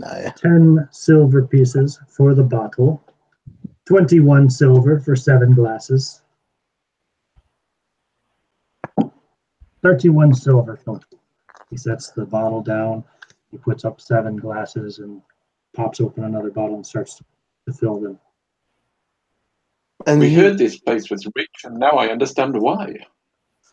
Yeah, Alistair is just staring slack-jawed at this guy, just completely dumbfounded by this. No idea how to even respond to it. Like, no, that's completely unreasonable. What are you talking about? It's not as if I want to keep the goblet. I was just trying to drink the wine. I've already poured 3 glasses. That'll be 9 silver, and you can take them. And he raises his voice a bit, and the gypsies stand up at the table in the middle of what they were saying to you, Torgall. And it's all right. It's 31 silver, 31 silver. Hey, Eric, these guys don't want to pay their bill? And they kind of, you notice now that they're all wearing short swords. And he starts like just putting his money down on the table. I would put my hands up in front of these 3 men and say, "Do not worry. I understand perfectly what's going on here. Dwarves invented monopoly. Dwarves. You want your cut, you'll get it." What is a dwarf? A dwarf. And what is an elf? Oh, I don't know much about elves. It's some stories I heard. Apparently they live long. That's why I asked you if Strahd was one of them. Now I am a dwarf. You look like a little man to me. A little fat, but little nonetheless.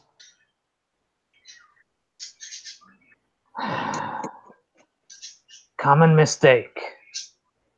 I am different. Obviously, stunted growth. You're a defect. You likely wouldn't have survived long in Barovia. If the wolves didn't get you, the Devil Strahd would have, and he spits again. You don't work for this man, Strahd, do you? You hate him? Is that right? We have no love for him, but we're not stupid enough to defy him. I tell you what, even if you think me incapable, there are 9 of us, and I say we can kill that bastard. If we did, just imagine for a moment that we did. Would you pay us? And I smile. We have the monopoly on brave adventurers here, just like you have the only bar in town. You are not the first adventurers to wander into Barovia.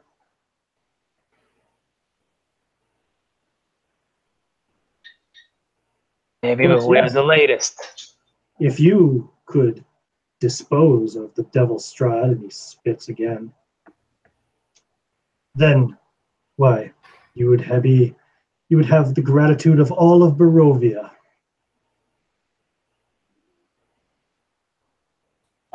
Certainly, they would give you everything they could.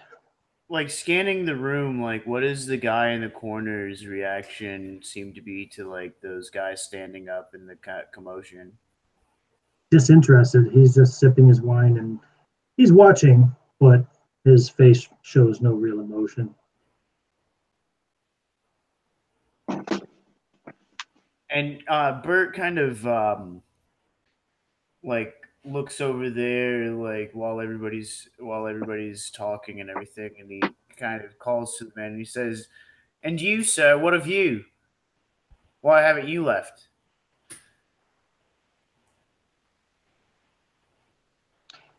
He says, "Did you not hear what the man said? None may leave. You'll never leave alive either."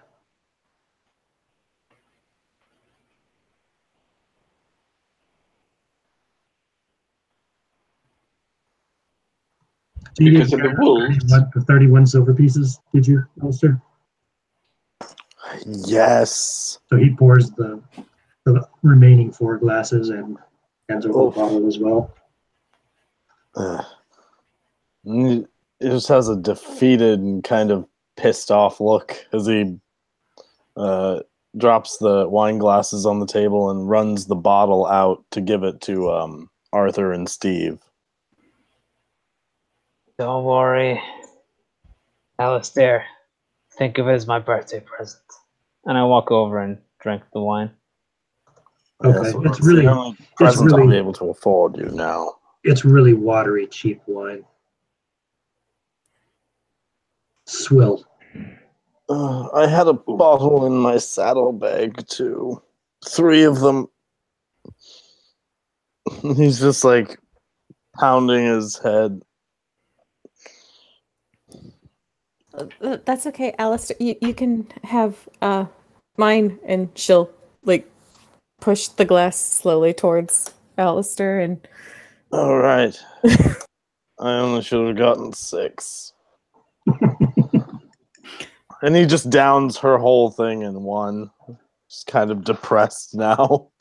Yeah, even if you drink the 2 glasses, it doesn't really get you drunk. Like I said, it's really watered down.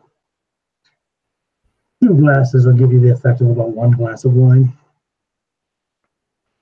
I look at the barkeep and Water, not reading much into his stony expression, I say, If it's not too forward for me to ask, are there any other guests staying here at the moment?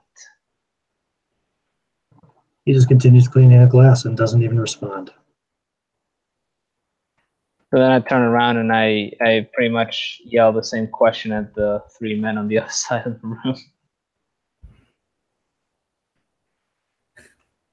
That's hilarious.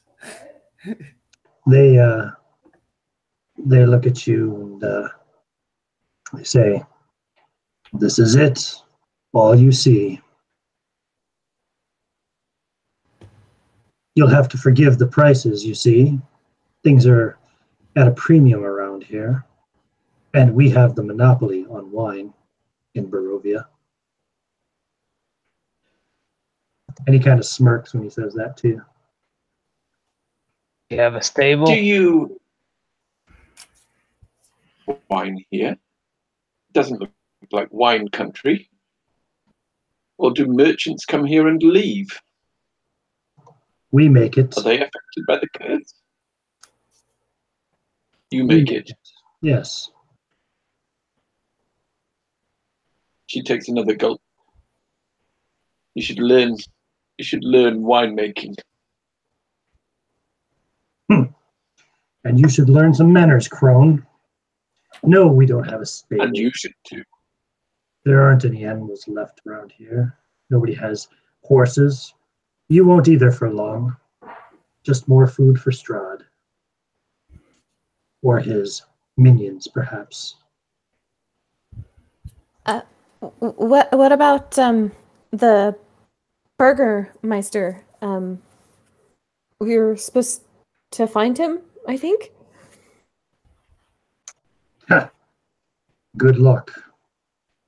And the gypsy goes back and sits back down at his table. And they just start talking to themselves in another language, which none of you understand. You've never heard before. And they're drinking their watery wine and talking amongst themselves and occasionally laughing lightly, not very mirthfully, more cynically.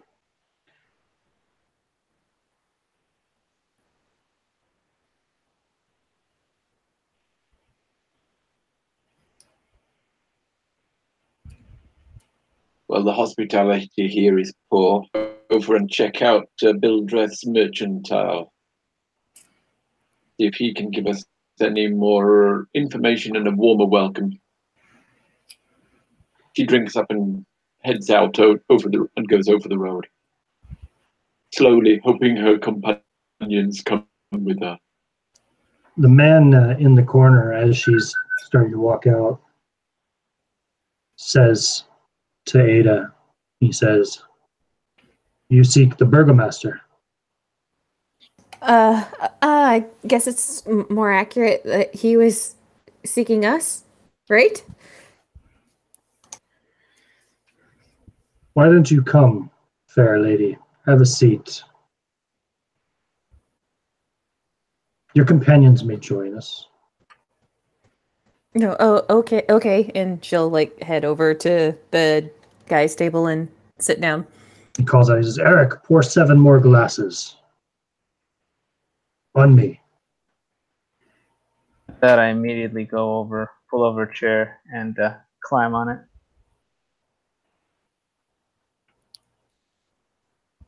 As Edith. do I. Yeah, Edith grabs her glass and walks over as well. Do you continue walking out, or do you decide to join them? Yes, it's entirely up to you. I come back over. He comes back over.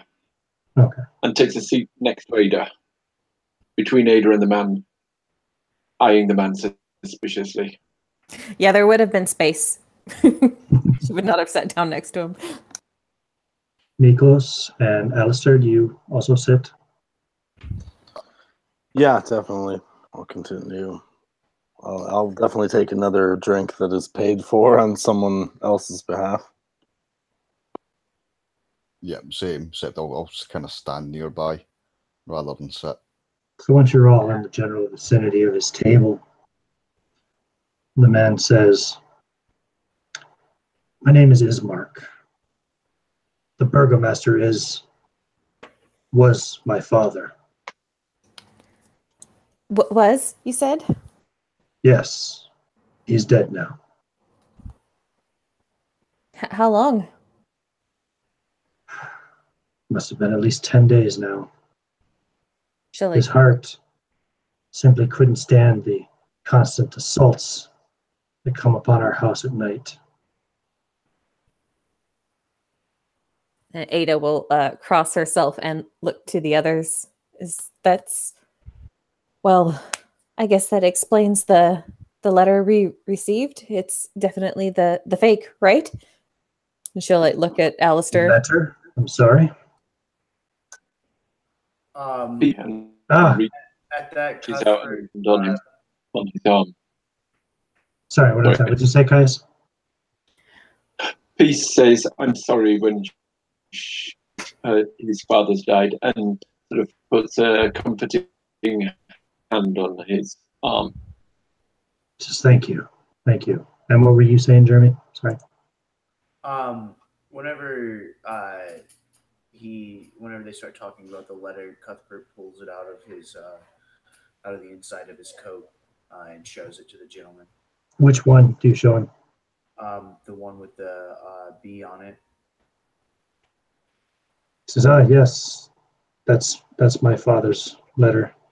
He tried to send a letter of warning to any who might approach Barovia. But I see you did not heed that warning, and now you are here. No, because we received another letter that claimed to be from the Burgomaster, and Ada will nudge Cuthbert to show him that one as well. Yeah, Bert pulls that one out as well and shows it to him. He looks at that, he says, this is not my father's hand. He did not write this letter. I fear you have been tricked. I assume that this is the hand of the devil they speak of, Strahd. Perhaps. I do not recognize it. When you talk to other adventurers coming through the town, what was their reasoning for being here? Some just wandered in. All of them pretty much wandered in. That's how anyone ends up here. Traveling down the wrong road at the wrong time, they find themselves lost in our cursed land. Many have come before. Many have tried to oppose Strahd. None have ever succeeded. None have ever left. The ever victorious are not foreign to strange happenings. The ever victorious? That's who we are, Ada says rather excitedly. Yes, the name of your party, I see. You're adventurers, not performers, correct? The Ever Victorious would be a silly name for a circus troupe. And she stops laughing awkwardly. We had a circus once. Wandered in. When I was just a boy, I remember the animals and the shows they would put on. But Strahd got all of them too. Serves them right. Parading short humans around Congo and dwarves. Despicable groups of people. I hate circuses. Indeed. I suppose you've had some bad run-ins with the circus yourself, little man? You don't leave Barovia very often, do you? I've never left Barovia. I was born here. I've never set foot outside. I told you, no one leaves. You cannot. It's impossible. The devil Strahd keeps us here with his magic. So Strahd is the answer to this curse. Yes. How long does it take to ride back to those gates that we got? It's not going to be that long. I mean, from here, it's somewhere around less than 3,000 feet, more than 2,000 feet. But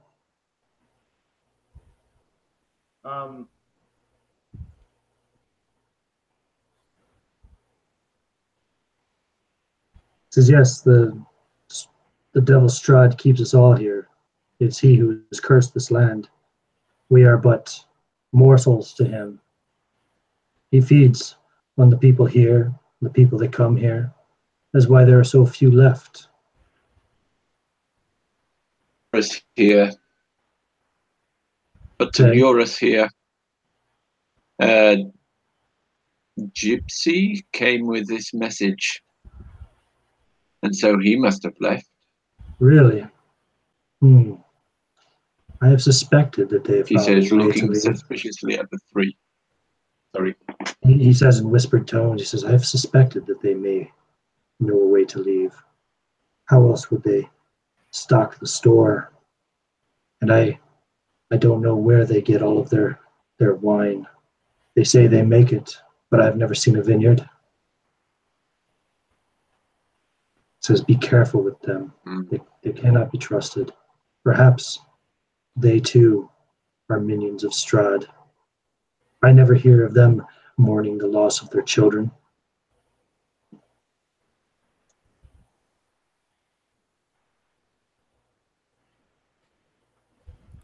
Perhaps one of them wrote the letter.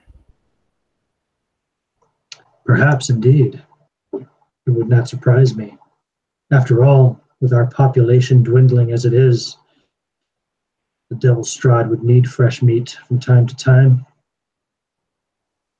He does not have to kill his victims every time he feeds, but every time he feeds, he takes a little bit of their life, and eventually they die. My sister, she has been bitten twice by him.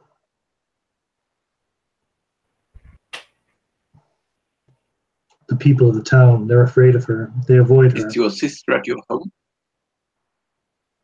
Yes, she is at home. I keep her there for her protection. I will return there before dark myself and board the place up again for the night. Every night we fall into the assault of wolves and worse. I only hear the sounds, but I don't want to see what makes them. It seems that Strahd has taken some interest in my sister. I do not know why.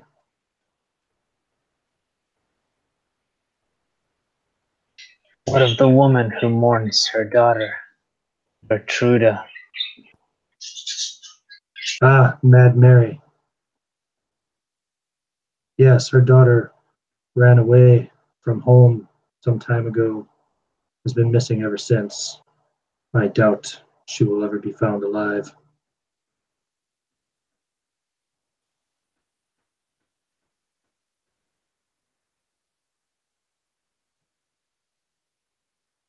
Does that kind of thing happen often, then?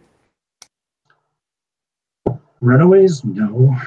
Everyone has been raised here to know that there's nowhere to run to.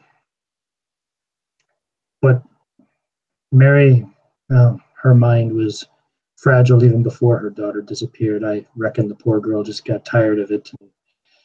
Perhaps she planned to join the gypsy camp or try to find another place to live, another family to take her in. I do not know. But she's not been seen since Mary said she ran away. And Mary, well, her mind has only gotten worse. Broken she is. She'll never be whole again. Gypsy camp, you say? Where Yes. would we find such a place? You would have to ask them. It moves. They're gypsies, you understand. What about the devil, as they call him? Does he have an abode? He lives in a castle, high up on a mountain. They seem rather adamant about not liking this Strahd. Ada says, thinking of the way they would spit every time they would say his name. Perhaps they are trapped here as well. I do not know for certain. I suppose even they don't like living under the shadow of such a monster. Do you know any of the houses here in town to actually be abandoned and bereft of people? Most of the houses are abandoned and bereft of people.